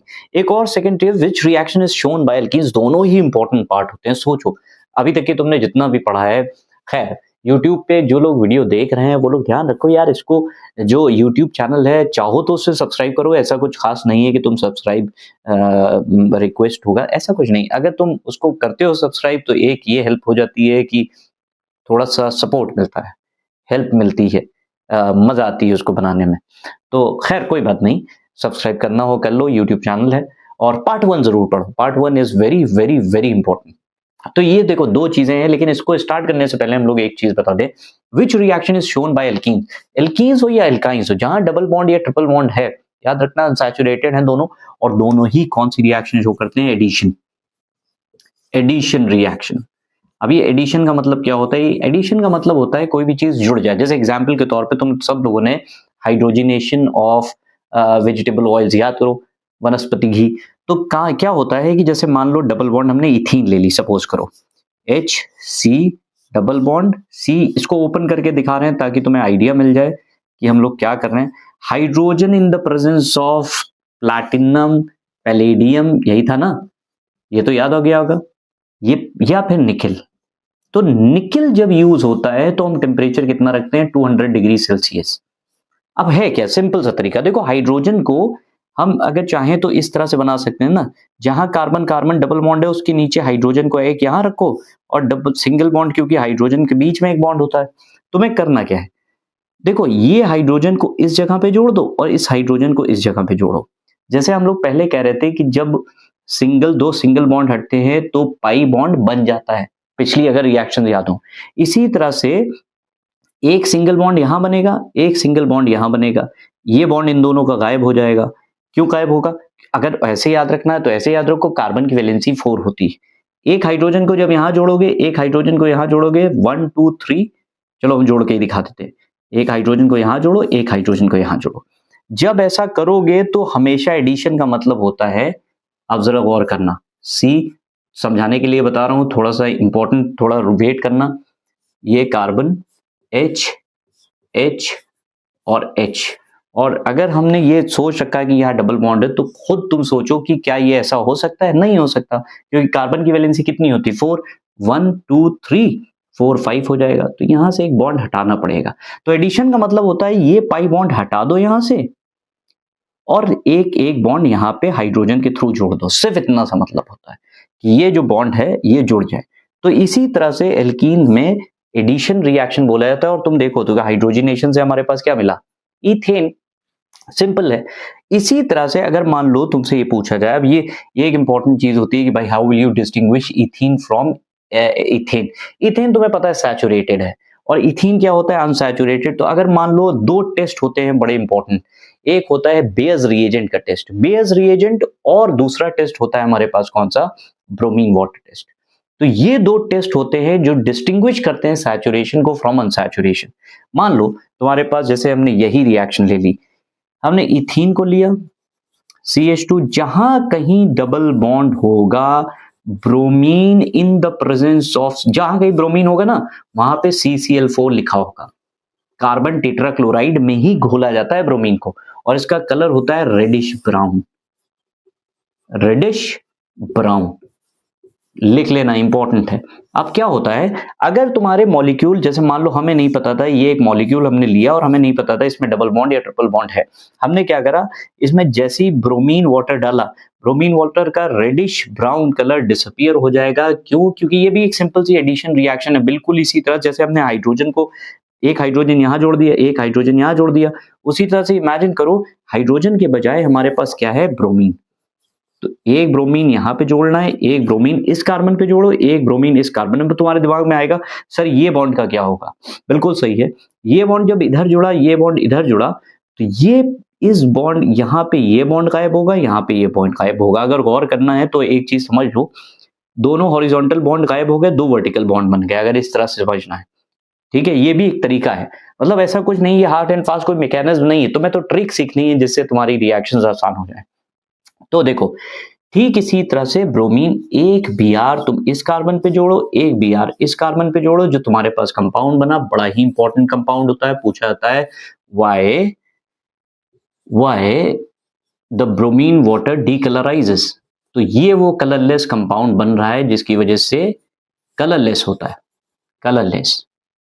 तो इसका नाम क्या है, 1,2 डाइब्रोमो इथेन, यही तो है 1,2 डाई ब्रोमो। फिर से नाम किसका आ रहा है यार, IUPAC का, तो तुम्हें कहा जाना पड़ेगा, पार्ट 1 में जाओ, डायब्रोमोइथेन इंपॉर्टेंट कंपाउंड है, यही वो कंपाउंड है जिसकी वजह से कलरलेस हो जाता है। जो brown colour reddish bromine water का जो bromine in the presence of CCl4 है वो रेडिश ब्राउन है, उसका कलर ही डिसअपियर करवा देगा। ठीक इसी तरह से एक और इंपॉर्टेंट रिएक्शन होती है बेयर्स रिएजेंट की। अब देखो बेयर्स रिएजेंट की खासियत, बेयर्स रिएजेंट लिख लो, यहाँ पे सिर्फ लिख रहा हूं ताकि तुम्हें आइडिया मिल जाए। बेयर्स रिएजेंट होता है कोल्ड KMnO4, लेकिन KMnO4 कौन वाला? कोल्ड, डाइल्यूट, अल्कलाइन, ये सारे एक ही चीज पूछे जाते हैं, कोल्ड, डाइल्यूट, अल्कलाइन, KMnO4। तो ये जब यूज होता है तो वाटर लेकर चलते हैं, ये ऑक्सीडाइजिंग एजेंट है तुम्हें पता है, और ये कंपाउंड बड़ा इंपॉर्टेंट बनता है क्योंकि हमने कार्बन को थोड़ा सा वर्टिकल करके लिखा है अपनी आसानी के लिए, OH OH। अब कार्बन की वैलेंसी को देखो, एक बॉन्ड ये बना है, एक ये, दो हाइड्रोजन यहां लगा दो और दो हाइड्रोजन यहां लगा दो। इन दो हाइड्रोजन को, इस कंपाउंड को हम कहते हैं क्या? डायॉल। इसमें दो OH ग्रुप है इसलिए हम इसे कहते हैं डायॉल, लेकिन इसका जो कॉमन नेम है वो बड़ा मशहूर है, इथाइलिन, इथाइलिन ग्लाइकॉल इसका नाम होता है, इथाइलिन ग्लाइकॉल। इसका IUPAC नेम अगर तुम देखो तो दो कार्बन की चेन है इसलिए इथेन, इथेन 1,2 कितने OH लगे? दो का मतलब होता है डायओल। इंपॉर्टेंट कंपाउंड है और ये कलरलेस होता है। अब KMnO4 का कलर क्या होता है? पर्पल कलर, पर्पल कलर है, और पर्पल कलर जैसे ही तुम उसमें इथीन के वेपर्स पास करोगे उसका कलर डीकलराइज हो जाएगा और वो कलरलेस बन जाता है इसकी वजह से। तो ये दो इंपॉर्टेंट टेस्ट हैं, एक तो ब्रोमीन वाटर टेस्ट, दूसरा बेयर्स रिएजेंट। इसी को यहाँ अच्छा KMnO4 को ही कोल्ड डाइल्यूट के फॉर्म में ही होता है तो हम इसे कहते हैं बेयर्स रिएजेंट, बेयर्स। इंपॉर्टेंट बात समझ में आ गई? तो कुछ और रिएक्शंस की पिक करते हैं कि एडिशन रिएक्शन हो रहा है, हाइड्रोजन देख लिया, ब्रोमीन देख लिया, कुछ और रिएक्शन दो चार देख लो। अब ये भी रिएक्शन उसी तरह से कर सकते हो जैसे तुमने करा है, ब्रोमोइथेन बनेगा इससे, ये लिख सकते हो ब्रोमोइथेन। तो पता है कि जैसे इथीन का रिएक्शन जो है ऑक्सी इथाइलिन लैंप्स होते हैं, कटिंग और वेल्डिंग वगैरह के लिए यूज होते हैं।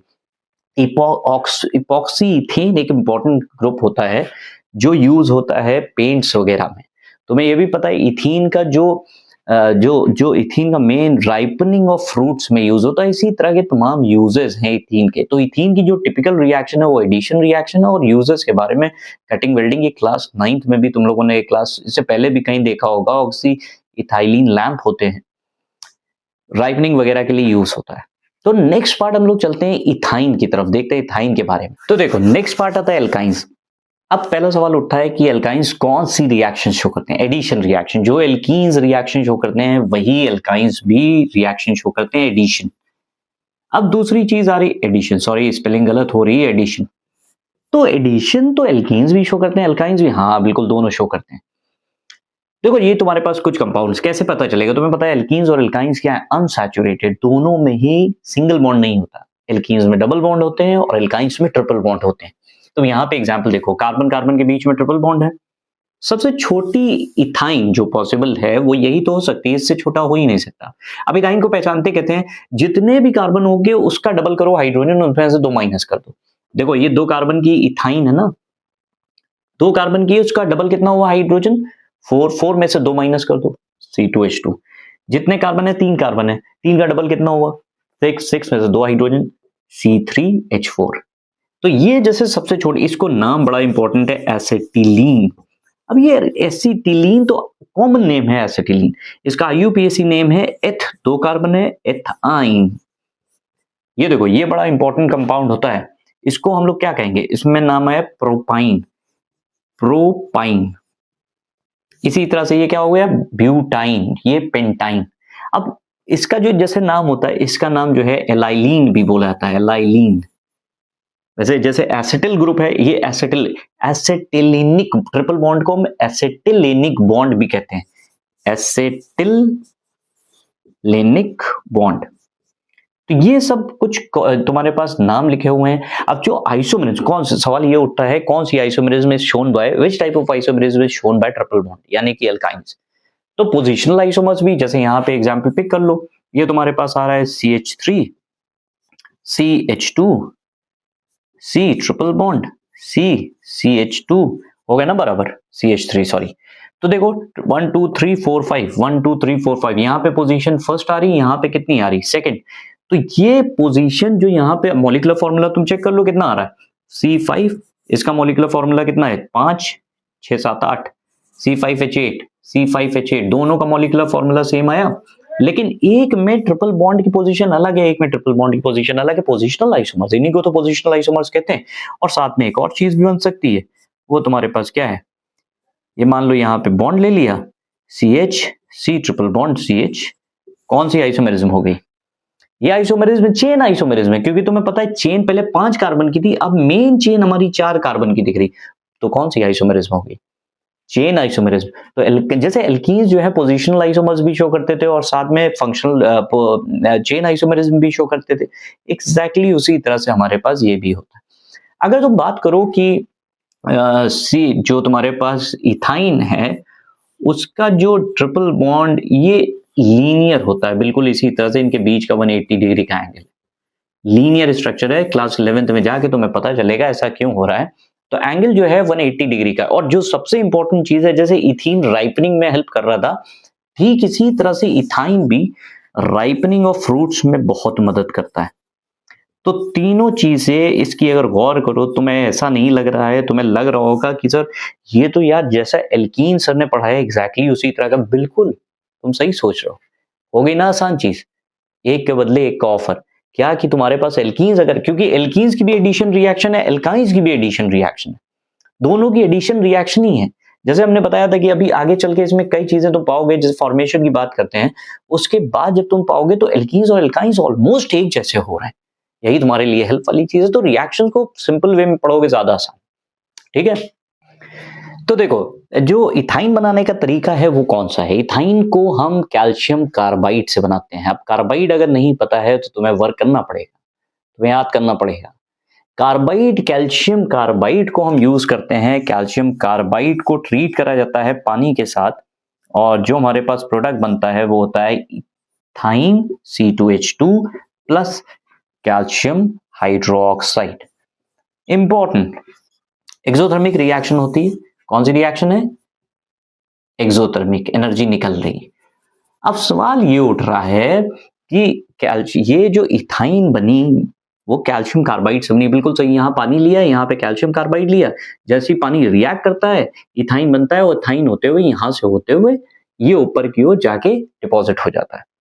लेकिन प्रॉब्लम ये, फिर से ये इनसोल्यूबल होता है पानी में, इनसोल्यूबल, जैसे इथीन भी है, इथेन भी है, लेकिन साथ में हमारे पास कुछ फालतू की चीजें भी बन रही हैं, इंप्योरिटीज, जैसे फॉस्फीन बन रहा है, PH3 फॉस्फीन, NH3 हमारे पास ये इंप्योरिटीज के फॉर्म में आ रहे हैं, आर्सीन बन रहा है। तो इन सब प्रॉब्लम्स से हम कैसे निपटें, करना कुछ नहीं है, ये सबको पानी में, जब जैसे ये पानी में जाती है ना, पानी में, तो पानी में एब्जॉर्ब कर ली जाती है, एक्सेप्ट फॉस्फीन। ये इंप्योरिटी जो होती है ये पानी में सोल्यूबल नहीं होती, यानी कि बाकी चीजें तो अमोनिया हो गया, आर्सेन हो गया, सब पानी में एब्जॉर्ब हो जाते हैं, फॉस्फीन नहीं होता, इसको कहते हैं फॉस्फीन, PH3 को हम फॉस्फीन कहते हैं। तो इसके लिए हम क्या करते हैं, इसको हम ट्रीट करते हैं एसिडिफाइड कॉपर सल्फेट, या तो इसके साथ यूज कर लो, या एसिडिफाइड पोटेशियम डाइक्रोमेट के साथ, ये आराम से रिमूव हो जाती है और हमारे पास इथाइन बनती है। अब इथाइन की जो जो जो स्मेल है वो स्मेल इंपॉर्टेंट बन जाती है कि स्वीट ऑर्डर होता है, जस्ट लाइक अगर ये थोड़ा सा मुश्किल है तुम लोगों के लिए, लेकिन स्वीट ऑर्डर होता है ईथर्स की तरह। लेकिन जो कार्बाइड के थ्रू बनती है उसमें थोड़ा सा गार्लिक का फ्लेवर या स्मेल जो होती है गार्लिक की आती है। रीजन क्या है, क्योंकि उसमें कुछ इंप्योरिटीज जरूर है, इसीलिए उसका जो स्मेल है, या हम कहते हैं उसका स्मेल थोड़ा सा गार्लिक का स्मेल वाला सेंसेशन होता है। इथाइन की एक खासियत यह है कि तुम्हें पता है, इथाइन जो अगर हम बर्न करें इथाइन को, तो इथाइन का जो कलर आता है, अगर एक्सेस ऑफ लाइट ले लेंगे, एक्सेस ऑफ ही ऑक्सीजन ले लें, तो ब्रिलियंट व्हाइट लाइट होती है, ब्रिलियंट व्हाइट लाइट। अगर ये नहीं है तो प्रॉब्लम ये है कि सूटी फ्लेम होगी, क्योंकि यहाँ पे जहां जहां अनसैचुरेशन होता है वहां पर सूटी स्मेल होती है, ऑक्सीजन की कमी की वजह से सूटी स्मेल हो जाती है। तो इथीन का जो अगर कंबशन तुम करवाओगे तो तुम पाओगे इसका जब भी कंबशन होगा तो कार्बन डाइऑक्साइड, तुम्हें पता है हाइड्रोकार्बन्स के बारे में ऑलरेडी बता दिया है कि जितने भी हाइड्रोकार्बन्स होते हैं वो हमेशा याद रखना कि उसमें क्या चीज इंपॉर्टेंट होती है, हमेशा कार्बन डाइऑक्साइड और वाटर बनता है। लेकिन अगर ऑक्सीजन सप्लाई कम है तो हम जानते हैं भाई वहां पे कार्बन मोनोऑक्साइड। तो इथाइन का अगर तुमने ऑक्सीजन के साथ हीटिंग कराई, इथाइन लेकर चलें, इथाइन को हम ऑक्सीजन के साथ हीट करा रहे हैं तो कार्बन डाइऑक्साइड और वाटर बना। अब बैलेंस कर लेना, उसको इंपॉर्टेंट कोई वो चीज नहीं है। लेकिन इसकी जो इंपॉर्टेंट चीज है वो है सूटी फ्लेम। अगर तुमने ऑक्सीजन सप्लाई कम रखी है तो उसमें क्या होगा, धुआं आएगा, सूटी फ्लेम होती है। ये कुछ इंपॉर्टेंट चीजें हैं सूटी फ्लेम। अब कौन सी रिएक्शन हमारे पास इथाइन शो करेगा, ये हम लोग देखते हैं, बड़ी सिंपल सी रिएक्शन है। अब देखो इथाइन की जो जनरल रिएक्शन आती है वो एडिशन रिएक्शन। जैसे एल्कीन्स की रिएक्शन हम लोग देख रहे हैं ना, सेम उसी तरह से तुम्हें इथाइन की रिएक्शन करनी है। तो तुम्हें ध्यान रखना पड़ेगा जो एल्कीन की रिएक्शंस है अगर उनकी तुमने प्रैक्टिस कर ली तो इथाइन की रिएक्शंस आसान हो जाती हैं। जैसे एडिशन रिएक्शन है, तुम्हें ये पता है इथाइन का जो हम लोग, जैसे मान लो ये रिएक्शन हाइड्रोजनेशन तुम इथीन का करते थे, डायरेक्टली एल्केन मिल जाता था। लेकिन यहाँ पे एक बार हाइड्रेशन कराओगे, अगर मान लो hydrogen in the presence of catalyst कराया तो एक हाइड्रोजन और एक हाइड्रोजन, दो एक हाइड्रोजन यहाँ जुड़ जाएगा, एक हाइड्रोजन, और यहाँ से ये तुम्हें बताया था ये बॉन्ड गायब कर देना। जब भी कोई चीज जोड़ो बॉन्ड हटा दो। अगर ट्रिपल बॉन्ड है, डबल बॉन्ड है, डबल बॉन्ड में से एक पहले डबल बॉन्ड को हटा दो और बाकी चीजें जोड़ दो। तो पहले स्टेप में हमारे पास ये बना HCH double bond CHH।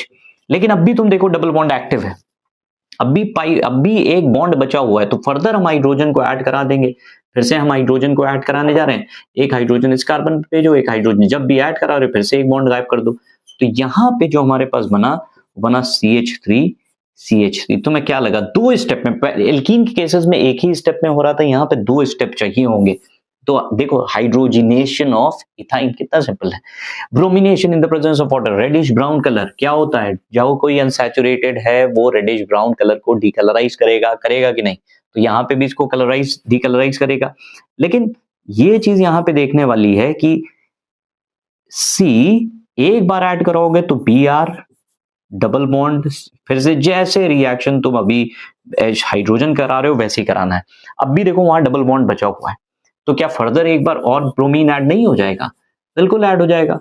HCBr CBr, एक Br यहां ऐड करो, एक Br ऊपर ऐड करो, और ये हो गया कंप्लीट। अब आगे रिएक्शन नहीं होगी क्योंकि यहाँ पे कोई बॉन्ड, अब डबल बॉन्ड नहीं बचा। इसका नाम क्या होता है, 1,1,2,2 कितने ब्रोमीन लगे, 1 2 3 4, टेट्रा का मतलब 4, टेट्रा ब्रोमो कितने कार्बन की चेन है, 2 कार्बन की, इथेन। इंपॉर्टेंट। तो जैसे इथीन के केस में सिंगल टाइम एडिशन हो रहा था, यहां पे डबल टाइम एडिशन होगा। एक और एग्जांपल चलो पिक करो। मान लो हमने इथीन को रिएक्शन इथाइन का ही HBr के साथ करा दिया। अब थोड़ा मजेदार रिएक्शन होता है, HBr इस बार लेकर चलना है, तो HBr एक H यहां जोड़ो, एक Br यहां जोड़ो, और यहां से एक बॉन्ड गायब कर दो, कि कोई चीज जोड़ोगे तो कोई चीज हटानी भी तो पड़ेगी। तो पहला स्टेप ये होगा, C एक H यहां जोड़ा, डबल बॉन्ड, C Br यहां पे आया, H यहां पे आया, ठीक, क्लियर। अब भी डबल बॉन्ड बचा हुआ है तो फर्दर हम फिर से एक HBr को ऐड कराएंगे। इस बार फिर से एक H इस कार्बन पे ऐड करो, एक HBr यहां पे। तो हमारे पास जो कंपाउंड बन रहा है वो थोड़ा इंटरेस्टिंग कंपाउंड है, carbon hydrogen hydrogen hydrogen, C यहां पे लिख दो Br, ये Br, ये H। इसको, इस कंपाउंड को जहां पे एक ही कार्बन पे 2 Br होते हैं, इनको हम कहते हैं जेमिनल्स कंपाउंड। इसका नाम जानते हो क्या होगा, 1,1 डाइब्रोमो इथेन। इंपॉर्टेंट कंपाउंड है। अच्छा, जो रिएक्शन यहाँ पे तुम देख रहे हो ब्रोमीन वाटर को डीकलराइज करेगा, ये सारी रिएक्शन तुम्हें पता है, डीकलराइज कर देता है। तो क्या क्लोरीन के साथ रिएक्शन होगा, हाँ होगा, क्लोरीन के साथ भी रिएक्शन होगा, ब्रोमीन के साथ हो ही रहा है, क्लोरीन के साथ भी होगा। तुम्हें ये पता है इथाइन को राइपनिंग ऑफ फ्रूट्स के लिए यूज करना पड़ता है ना, ये एक इंपॉर्टेंट काम है इथाइन का कि राइपनिंग ऑफ फ्रूट्स के लिए। बाकी ये तमाम तरह के कंपाउंड्स और भी डेवलप करा देता है, जैसे इससे तुम इथाइन से फर्दर इथेनॉल बना सकते हो, और कंपाउंड्स भी हैं जो इससे बन सकते हैं, एसिटिल्डिहाइड वगैरह बना सकते हो। तो ये इसका जो मेन एक बड़ा इंपॉर्टेंट है, राइपनिंग ऑफ फ्रूट्स में ये बहुत हेल्प करता है। ऑक्सी एसिटिलीन लैंप एक होता है जिसे वेल्डिंग और कटिंग वगैरह होती है। ऑक्सी एसिटिलीन लैंप इंपॉर्टेंट, ये दो इसके यूजेज याद रखना, ठीक है, बहुत इंपॉर्टेंट चीज है। तो आ गया तुम्हारे पास सबसे इंपॉर्टेंट क्वेश्चन, पता है सैचुरेटेड एल्केन इथेन को इथीन से तो तुम सेपरेट कर सकते हो, तुम्हें पता है। अगर हम इन दोनों का सेपरेशन पूछे तो तुम आसानी से सेपरेट कर सकते हो, इसका और इसका भी सेपरेशन हो सकता है। क्यों? क्योंकि तुम्हें पता है कि ये वाला डबल बॉन्ड अनसैचुरेटेड है, ये भी अनसैचुरेटेड है, ये सैचुरेटेड है। और अनसैचुरेटेड और सैचुरेटेड को डिफरेंशिएट करने के लिए हम कौन सा टेस्ट यूज करते हैं? सैचुरेटेड अनसैचुरेटेड को डिफरेंशिएट करने के लिए कौन सा टेस्ट यूज करते हैं? अगर मान लो एक सैचुरेटेड है एक अनसैचुरेटेड है, तो हम डिफरेंस जो यूज करेंगे वो कौन सा यूज करेंगे? सिंपल यार, ब्रोमीन वाटर टेस्ट। तो अगर मान लो इथीन है या इथाइन है तो bromine water reddish brown colour होता है, डिसअपियर करा देता है। और एक पर्पल, जैसे मान लो एल्केन और इथेन का पूछा गया, तो हमें पता है ethene reddish brown colour of bromine को डिसअपियर कराएगा, उसको कलरलेस कराएगा। इथेन ऐसा कुछ नहीं करता। इसी तरह से इथीन जो होती है वो KMnO4 बेस रिएजेंट को क्या कराता है? बेस रिएजेंट का कलर पर्पल होता है, और जैसे ही हम उसमें अनसैचुरेटेड कोई कंपाउंड ऐड करते हैं तो उसका कलर डीकलराइज करता है, कलरलेस हो जाता है, करता है कि नहीं? तो ये सैचुरेटेड अनसैचुरेटेड में चलो डिफरेंस सही है, लेकिन इसका क्या? क्योंकि ये दोनों ही पॉजिटिव टेस्ट देंगे किसके साथ? पॉजिटिव टेस्ट का मतलब ये दोनों ही कौन सा टेस्ट देते हैं? ब्रोमीन वाटर भी देंगे, bromine in the presence of CCl4 और KMnO4 यानी कि बेस रिएजेंट, ये दोनों ही टेस्ट देते हैं पॉजिटिव। तो अब इनको कैसे डिफरेंशिएट? भाई ये भी, इसमें भी ब्रोमीन वाटर डालो डीकलराइज हो रहा है, इसमें भी डालो डीकलराइज हो रहा है, इसमें भी बेस रिएजेंट डालो डीकलराइज हो रहा है, इसमें भी डीकलर। तो इन दोनों को डिफरेंशिएट कैसे करा जाए? ये कैसे डिफरेंशिएट होते हैं? जो इथाइंस होती हैं, जो इथाइंस हैं, वो अगर हम रिएक्ट इनको कराते हैं अमोनियकल क्यूप्रस सॉल्यूशन के साथ, क्यूप्रस क्लोराइड, अमोनियकल क्यूप्रस क्लोराइड। अमोनियकल का मतलब होता है उसमें स्मेल अमोनिया की आनी चाहिए, अमोनियम हाइड्रोक्साइड मिला है। तो जब क्यूप्रस क्लोराइड को ऐड कराते हो तो क्यूप्रस, ये एक स्पीशी बनती है C++C, एक माइनस यहां एक माइनस यहां, क्यूप्रस है तो Cu2+। तो इसको इस तरह से लिखने के बजाय हम यहां से पॉजिटिव नेगेटिव चार्ज लिखते हैं। कॉपर का ये एक इंपॉर्टेंट ग्रुप होता है, इसका कलर आता है रेड, और ये टेस्ट कौन? इथीन नहीं देता, not given by ethene, not given by ethene. तो ये एक टेस्ट हो गया। इसी तरह से अगर मान लो तुम्हारे पास एक और होता है टॉलरेंस रिएजेंट, उसे कहते हैं, क्लास सीनियर क्लासेस में तुम यूज करोगे, ammoniacal solution of silver nitrate. Again ammoniacal, दोनों ही सॉल्यूशन अमोनियकल हैं, अमोनिया की स्मेल आनी चाहिए, अमोनियकल। तो ये व्हाइट कलर का प्रेसिपिटेट देता है, AgC ट्रिपल बॉन्ड C और Ag प्लस व्हाइट कलर। तो ये रेड कलर का प्रेसिपिटेट आ रहा है, ये व्हाइट कलर का प्रेसिपिटेट आ रहा है, और ये दोनों टेस्ट कौन नहीं देता? इथीन नहीं देता। तो यहां से तुम आसानी से इथाइन और इथीन को सेपरेट कर सकते हो। यही एक इंपॉर्टेंट टेस्ट है। इसका कलर क्या है? रेड, और इसका कलर है व्हाइट। एसिटलाइड, एसिटलाइड, तो क्यूप्रस एसिटलाइड, सिल्वर एसिटलाइड, इंपॉर्टेंट है, याद रखना, यही डिफरेंस कर सकते हो। तो इथीन इथाइन को सेपरेट करने के लिए ये इंपॉर्टेंट टेस्ट होते हैं, ठीक। तो नेक्स्ट टॉपिक जो आता है वो आता है अल्कोहल्स का। अल्कोहल की पहचान कैसे है?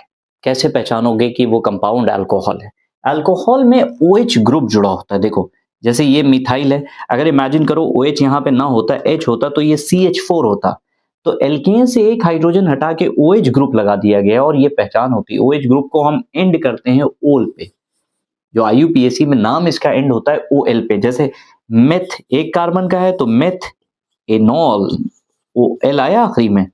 इथेनॉल, इथेनॉल, अब ये कितने कार्बन का है? Propanol, butanol. लेकिन जब भी पोजीशन की बात आती है, जैसे ओल तो हम समझ रहे हैं कि ओल, जैसे इसका नाम मिथाइल अल्कोहल, जो कॉमन नेम है methyl alcohol, ethyl alcohol, propyl alcohol, butyl alcohol.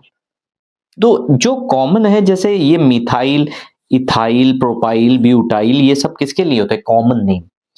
लेकिन यहाँ पे एक प्रॉब्लम आती है जो हम लोग देखेंगे, जैसे इस केस को अगर हम पिक करें तो ये अगर हम इसको चाहें तो ऐसे भी तो लिख सकते हैं, CH3 CHOH CH2 CH3 लिख सकते हैं कि नहीं? और दोनों में डिफरेंस देखो, ये 1 2 3 4 carbons, 1 2 3 4 carbons, hydrogen 3 4 5 6 7 8 9 10, 3 4 5 6 7 8 9 10, hydrogen same है, पोजीशन का डिफरेंस आ रहा है। उस वाले का नाम होगा ब्यूटेन 1 ओल, ब्यूटेन 1 ओल, क्योंकि पोजीशन OH की पहली कार्बन पे है। बहुत से लोग फिर से वही कंफ्यूजन आएगा कि नहीं समझ पा रहे होंगे कि वो पहली क्यों है? वो तो इधर से हम स्टार्ट कर रहे हैं तो वो तो पहली कहाँ है? ये तो हमसे मेरे हाथ के उस तरफ जा रहा है, यानी कि लास्ट है। ऐसा नहीं, IUPAC पार्ट 1 पढ़ो। ये देखो यहाँ पे इसका नाम क्या होगा? ब्यूटेन 2 ओल, ब्यूटेन 2 ओल होगा। अच्छा, इसकी एक और पोजीशन, अगर इसका नाम दूसरा क्या होगा? ब्यूटेन 2 ओल। एक और चीज अगर गौर करो तो तुम्हें दिखेगी, क्या हम इसको ऐसे नहीं लिख सकते? इस मॉलिक्यूल को ऐसे भी तो लिख सकते हैं, CH3 C CH3 CH3 OH लिख सकते हैं। देखो नंबर ऑफ कार्बन देखो, 1 2 3 4, 1 2 3 4, हाइड्रोजन 3, 3 + 3 + 3 + 1 यानी कि 10। लेकिन इसका IUPAC नेम तो अलग हो गया ना भाई साहब, इसका नाम हो गया 2 मिथाइल प्रोपेन। अब तुम कहोगे ये सब कैसे निकाल लें? तो यार ये चीजों के लिए IUPAC तुम्हें पढ़ना पड़ेगा। 2 मिथाइल प्रोपेन 2 ओल, तो ये सब आइसोमर्स ही तो है। इसका मॉलिक्यूलर फॉर्मूला अगर तुम देखो तो क्या आ रहा है? C4H10O, यही आ रहा है, C4H10O। इसका मॉलिक्यूलर फॉर्मूला C4H10O, इसका मॉलिक्यूलर फॉर्मूला C4H10O। तो ये सब क्या है? 1 2 3, ये सब क्या है? आइसोमर्स। यहाँ पे पोजीशन का डिफरेंस आ रहा है इसलिए पोजिशनल आइसोमर्स हैं। और यहाँ पे जो मेन चेन है, स्केलेटल जो मेन स्ट्रेट चेन होती है, वहां यहाँ पे 3 कार्बन की, यहाँ पे कितने कार्बन की? 4। तो इसको कैसे क्या कहते हैं? Chain isomerism. अब यहाँ पे तुम देखो तो ये मिथाइल अल्कोहल को वुड स्प्रेड भी बोला जाता है। मिथाइल अल्कोहल को वुड स्प्रेड बोलते हैं। रीजन ये है, जब वुड का would would spread would spread, लेकिन जो वुड स्प्रेट है वो would spread destructive distillation of would say आता है, destructive distillation of would say. ये इथाइल अल्कोहल है। अब इथाइल अल्कोहल जो बनाया जाता है वो इथाइल स्प्रिट ऑफ वाइन बोलते हैं इसे, क्योंकि जितने वाइन्स वगैरह बनते हैं उसमें इथाइल अल्कोहल होना मस्ट है, बेवरेजेस में इथाइल अल्कोहल होना मस्ट है। तो ये इथाइल अल्कोहल जो है ये स्पिरिट ऑफ वाइन भी बोला जाता है, स्पिरिट ऑफ वाइन। तो ये कुछ इंपॉर्टेंट चीजें। अब जैसे अल्कोहल जो हम लोग जो बेवरेजेस पी जाती हैं उसमें परसेंटेज होता है, अलग अलग परसेंटेज होता है। बियर में कुछ और परसेंटेज होता है, विस्की में कुछ और परसेंटेज होता है।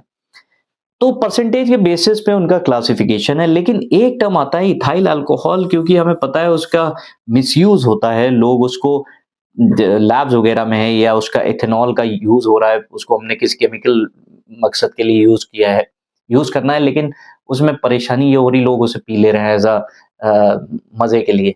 तो हम क्या करते हैं, उसको डीनेचर्ड कर देते हैं।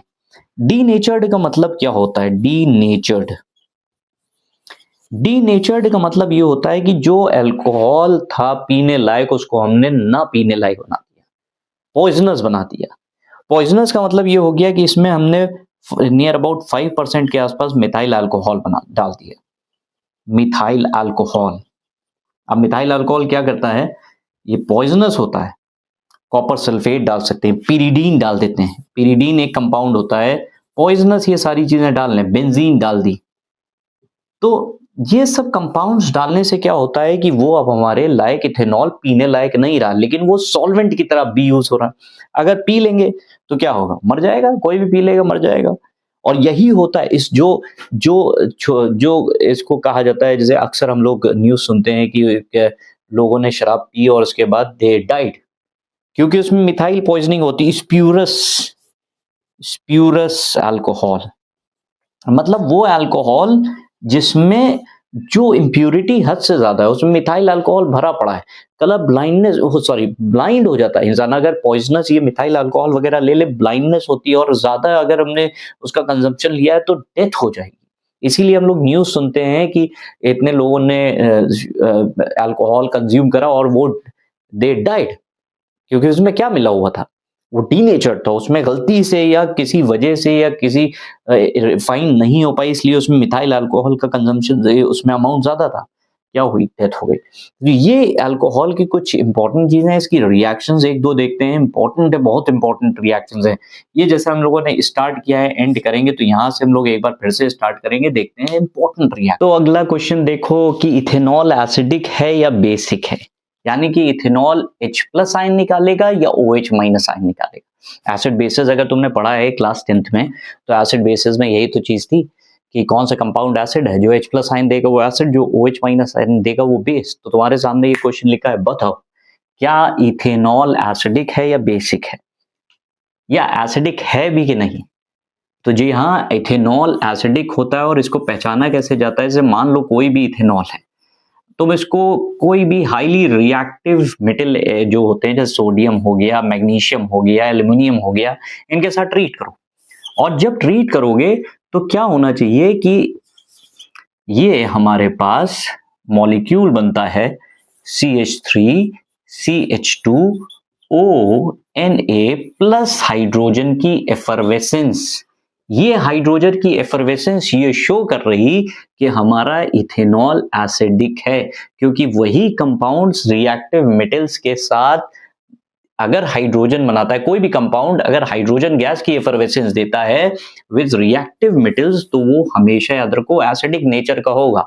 तो ये तो एसिडिक। एक और इंपॉर्टेंट रिएक्शन कि अगर मान लो तुमने ये ले लिया CH3CH2OH और इसको ट्रीट करा देते हैं हम, देखो carboxylic acid, ethanoic acid, 2 carbon का कार्बोक्सिलिक एसिड, तो हम इसे रिवर्स करके लिख रहे हैं, इससे तुम्हें प्रॉब्लम नहीं होनी चाहिए, क्योंकि भाई इसको चाहे पहले हम इस तरह लिख सकते थे CH3C OH, लेकिन हमें जरूरत एक चीज की है, उसकी वजह से हमने इसे रिवर्स करके लिखा है, थोड़ा सा concentrated H2SO4 as a catalyst use कर लो।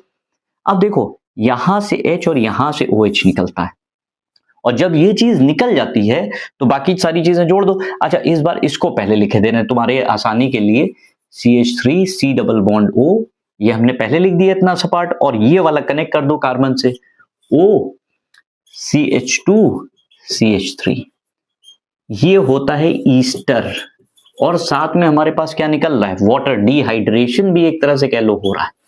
ये भी एसिड है, अल्कोहल इथेनॉल एसिड है, ये भी जस्टिफाई कर रहा है। और ईस्टर्स की पहचान ये होती है, ये स्वीट फ्रूटी स्मेल होती है इनकी, लैब में टेस्ट तुम्हें मिलेगा हायर क्लासेस में, फ्रूटी स्मेल होती है, ईस्टर्स की पहचान होती है। इसको कहते हैं इथाइल इथेनोएट, इथाइल इथाइल, ये हो गया इथाइल, और इस वाले ग्रुप को O8 टर्म से बोला है, तो O8 इथेनोएट। अब देखो ये नोएट, इथेनोएट, सॉरी इथेनोएट। अब सवाल ये पूछा जाता है कि ये प्रोसेस को क्या नाम देते हैं, esterification process, formation of ester, esterification process है। अब जानते हो कार्बोक्सिलिक एसिड में भी सेम यही टेस्ट तुम्हें दिखेगा, कार्बोक्सिलिक एसिड में भी सेम यही टेस्ट दिखेगा, और ईस्टरिफिकेशन प्रोसेस से फ्रूटी स्मेल आई, ये पहचान होगी ईस्टर की। पूछा ये जाता है कि अगर हम चाहते हैं कि, क्योंकि ये रिवर्सिबल रिएक्शन है, इक्विलिब्रियम पे होता है रिवर्सिबल रिएक्शन, लिखते हुए चलना, ये एक रिवर्सिबल रिएक्शन है, और अगर हम चाहते हैं कि इसमें जो ईस्टर है वो ज्यादा अमाउंट में बने, ईल्ड जो है अगर हम चाहते हैं कि ज्यादा हो, अमाउंट ज्यादा बने, तो हमें क्या करना पड़ेगा, ये वाटर जैसे ही बने इसको रिमूव करो, ये वाटर को जैसे ही तुम रिमूव करोगे ये रिएक्शन फॉरवर्ड शिफ्ट हो जाती है और ईस्टर हमारे पास ज्यादा बनता है। तो ये एक इंपॉर्टेंट चीज है, याद रखना। ऑलरेडी तुमने अल्कोहल का डिहाइड्रेशन देखा था कि अल्कोहल के, जैसे अल्कोहल है इथेनॉल, अब पूछा जाता है इथेनॉल का इंडस्ट्रियल प्रिपरेशन कैसे, हम इंडस्ट्रियली कैसे बनाएं, तो कुछ नहीं करते, इथीन ले लेते हैं, हाइड्रेशन ऑफ इथीन अभी आगे तुमने पढ़ा भी है, अगर नहीं पढ़ा है कोई बात नहीं, लगभग 80 डिग्री के आसपास टेम्परेचर ले लो और 30 एटमॉस्फेयर के आसपास प्रेशर, साथ में यहाँ पे वाटर ले लिया जाता है। और वाटर के साथ हमारे पास जो पहली चीज बनती है वो होती है ethyl hydrogen sulphate. Ethyl hydrogen sulphate HSO4। Ethyl important compound है, इथाइल हाइड्रोजन सल्फेट। और इथाइल हाइड्रोजन सल्फेट को हम क्या करेंगे, पानी के साथ ट्रीट कर दो। जैसे ही हम वाटर के साथ ट्रीट करते हैं, H2O जैसे ही डालते हैं, बॉइलिंग होना चाहिए। बॉइलिंग वाटर जैसे ही डालोगे तुम्हारे पास क्या बन जाएगा, CH3CH2OH इथेनॉल प्लस साथ में H2SO4। तो गौर करो, H2SO4 जो तुमने स्टार्ट में लिया वो तुम्हें वापस मिला। यहाँ पे H2SO4 एज अ कैटलिस्ट की तरह यूज हो रहा है, तो ये प्रोडक्ट बन जाता है। इसी तरह से तुम्हें अगर मान लो इथीन का एक तो तरीका ये हो गया कि भाई तुम्हें कैसे इंडस्ट्रियल प्रिपरेशन कैसे करना है। इथीन में हाइड्रोजन सल्फेट डाला, H2SO4 डाल दो, H2SO4। तो ये तुम्हारे पास ये कंपाउंड बना इथाइल हाइड्रोजन सल्फेट के बाद वो चला गया। इसी तरह से इसमें अगर इथीन के हाइड्रेशन ही दोनों तरह ये भी प्रोसेस जो सेकंड प्रोसेस है, प्रोसेस नंबर 1 मान लो, और प्रोसेस नंबर 2 में क्या है, इथीन को जैसे ही तुम ट्रीट करोगे 300 डिग्री के आसपास टेम्परेचर ले लो और लगभग 30-60 एटमॉस्फेयर के आसपास प्रेशर ले लो। H3PO4 सॉरी फॉस्फोरिक एसिड ले लिया, हाइड्रेशन और पानी यहाँ पे लेकर चलेंगे H2, ये तुम्हारे पास इथेनॉल बनके, ये दोनों इंडस्ट्रियल प्रोसेस हैं। तो सिंपल सी चीज है, कोई बड़ी चीज नहीं, कुछ चीजें रेडी। और ये रिएक्शंस अगर याद करो तो तुमने डबल बॉन्ड के एडिशन वाली ही पढ़ी है। तो ईस्टरिफिकेशन इसमें इंपॉर्टेंट प्रोसेस है और ये एसिड। तो देखो ये तुम्हारे सामने 2 क्वेश्चंस लिखे हुए हैं। एक क्वेश्चन तो तुम्हारे पास ये लिखा हुआ है कि अगर हमने क्लोरोमीथेन में एक्वस KOH डाला तो क्या प्रोडक्ट बनेगा, और दूसरा लिखा है क्लोरोमीथेन में अगर क्लोरोइथेन में अल्कोहलिक KOH डाला तो क्या। ये एक्वस का मतलब है कि KOH पानी में मिला हुआ है, और अल्कोहलिक का मतलब है KOH किस में मिला हुआ है, अल्कोहल में। IUPAC नेम इसका बताओ। अब IUPAC नेम निकालने के लिए तुम्हें क्या करना पड़ता है जानते हो, लॉन्गेस्ट चेन कितनी है, 3 कार्बन की, तो प्रोपेन, प्रोप, रूट वर्ड आ गया प्रोप। एन कितने OH हैं, 3 OH, ट्राई हाइड्रिक अल्कोहल इसे बोलते हैं। ट्राई का मतलब 3, हाइड्रिक का मतलब अल्कोहल, 3 OH ग्रुप लगे हैं। प्रोपेन 1,2,3 ट्राइऑल, ये भी लिख सकते हो 1,2,3 प्रोपेन, नंबर और अल्फाबेट में क्या करना है, प्रोपेन ट्राइऑल। दोनों ही बातें ठीक है, कोई दिक्कत नहीं। और इसी को ही एक नाम देते हैं, इसका कॉमन नेम बड़ा मशहूर है, ग्लिसरॉल। इसी को कहते हैं ग्लिसरॉल, ग्लिसरीन भी इसी को बोलते हैं। ये इंपॉर्टेंट कंपाउंड होता है, जैसे इथाइलिन ग्लाइकॉल हम लोगों ने अभी एल्कीन्स के केसेस में पढ़ा है। ये वाले रिएक्शन को देखो, अगर एक्वस KOH से ट्रीट करा है तो प्रोडक्ट जानते हो क्या होगा, एक्वस KOH, यानी कि ये प्रोडक्ट 1 बोल रहे हैं और ये प्रोडक्ट 2 बोल रहे हैं। प्रोडक्ट 1 जानते हो क्या होता है, OH जो है Cl को रिप्लेस करता है, तो CH3CH2OH ये हमारा प्रोडक्ट बनेगा। हाँ, अगर एक्वस KOH क्लोरो, अगर क्लोरीन के बजाय यहाँ Br हो या आयोडीन हो, कोई फर्क नहीं पड़ेगा, सब में OH बनेगा। और साथ में अगर Cl है, जैसे Cl के केस में, तो KCl अलग कर दो, प्रोडक्ट एक ये बन रहा है, तो अल्कोहल बन रहा है। लेकिन ये रिएक्शन हम लोगों ने एल्कीन में पढ़ा है, इस रिएक्शन को कहते हैं डीहाइड्रोहैलोजिनेशन रिएक्शन। जो सेकंड प्रोडक्ट बनेगा वो एल्कीन बन रहा है, और सेकंड प्रोडक्ट जो बन रहा है वो है CH2 double bond CH2 plus साथ में KBr प्लस H2O, ये बन रहा है। और इसको याद भी रखो, ऊपर वाली रिएक्शन सब्स्टिट्यूशन, यानी कि ये वाली एक्वस KOH जब यूज कर रहे हो तो सब्स्टिट्यूशन रिएक्शन हो रही, और जब अल्कोहलिक KOH यूज कर रहे हो तो एलिमिनेशन, कोई चीज एलिमिनेट निकल रही, एलिमिनेशन रिएक्शन हो रही, इंपॉर्टेंट। इसी तरह से अल्कोहल को अगर तुमने क्या करा, एक बहुत ही इंपॉर्टेंट रिएक्शन होती है, मान लो तुम्हें, खैर इससे पहले कि हम वो चीज बताएं, तुम्हें एक चीज और बता दे रहे हैं कि अल्कोहल का अगर बर्न कराओगे तो पेल ब्लू फ्लेम आती है, C2H5OH। अगर अल्कोहल इथेनॉल को अगर तुमने ऑक्सीजन की प्रेजेंस में बर्न कराया है, वैसे तो हमेशा कार्बन डाइऑक्साइड और वाटर ही बनेगा, ये तुम जानते ही हो। तो ये चीज ध्यान रखो कि यहाँ पे, बाकी बैलेंस कर लेना यार, 6,3H2 बराबर हो गया हो तो ठीक है, वरना कोई बात नहीं। पेल ब्लू फ्लेम पे ये बर्न होता है, तो अल्कोहल एक क्वेश्चन के साथ हम लोग अगला प्रोसीड करते हैं। तुम्हें दिमाग में रखना पड़ेगा कि अल्कोहल एसिडिक है या बेसिक है। ठीक है, ये क्वेश्चन के साथ हम लोग मूव कर रहे हैं नेक्स्ट पार्ट के लिए। तो देखो नेक्स्ट पार्ट आता है हमारे पास कार्बोक्सिलिक एसिड। कार्बोक्सिलिक एसिड का जो ग्रुप होता है वो होता है C डबल बॉन्ड OH। अब कार्बोक्सिलिक एसिड का नाम कैसे पहचानोगे? इसका नाम एंड होगा ओइक एसिड पे। जैसे मान लो ये ग्रुप है, अब ये है, इसको कितने कार्बन का? 2 कार्बन का, एथेनोइक एसिड। एथ 2 कार्बन के लिए यूज होता है, एनोइक, ओइक। ओइक टर्म आने का मतलब ये है कि हम बात कर रहे हैं एसिड की। ये एसिड को देखो कितने कार्बन का है? 4 कार्बन का। क्या नाम दोगे? Butanoic acid, butanoic acid. अब ये ब्यूटायरिक एसिड भी इसे बोलते हैं। कॉमन नेम अगर देखो तो ब्यूटायरिक एसिड है इसका, butyric acid.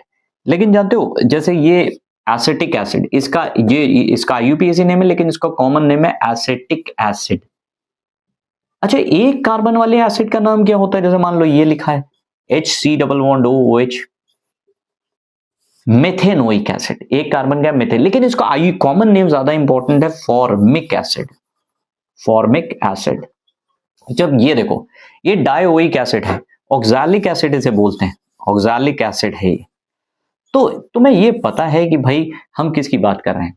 Carboxylic acid. Carboxylic acid एक एसिड है, और जितने भी एसिड्स होते हैं वो किसके साथ रिएक्ट होंगे? फिर से वही बात जैसे हम लोग अल्कोहल में कह रहे थे कि अगर ये है, इसको कोई भी मेटल के साथ रिएक्ट कर दो तो हाइड्रोजन की एफरवेसेंस आएगी, और साथ में तुम्हारे पास CH3 C double bond O Na बन गया।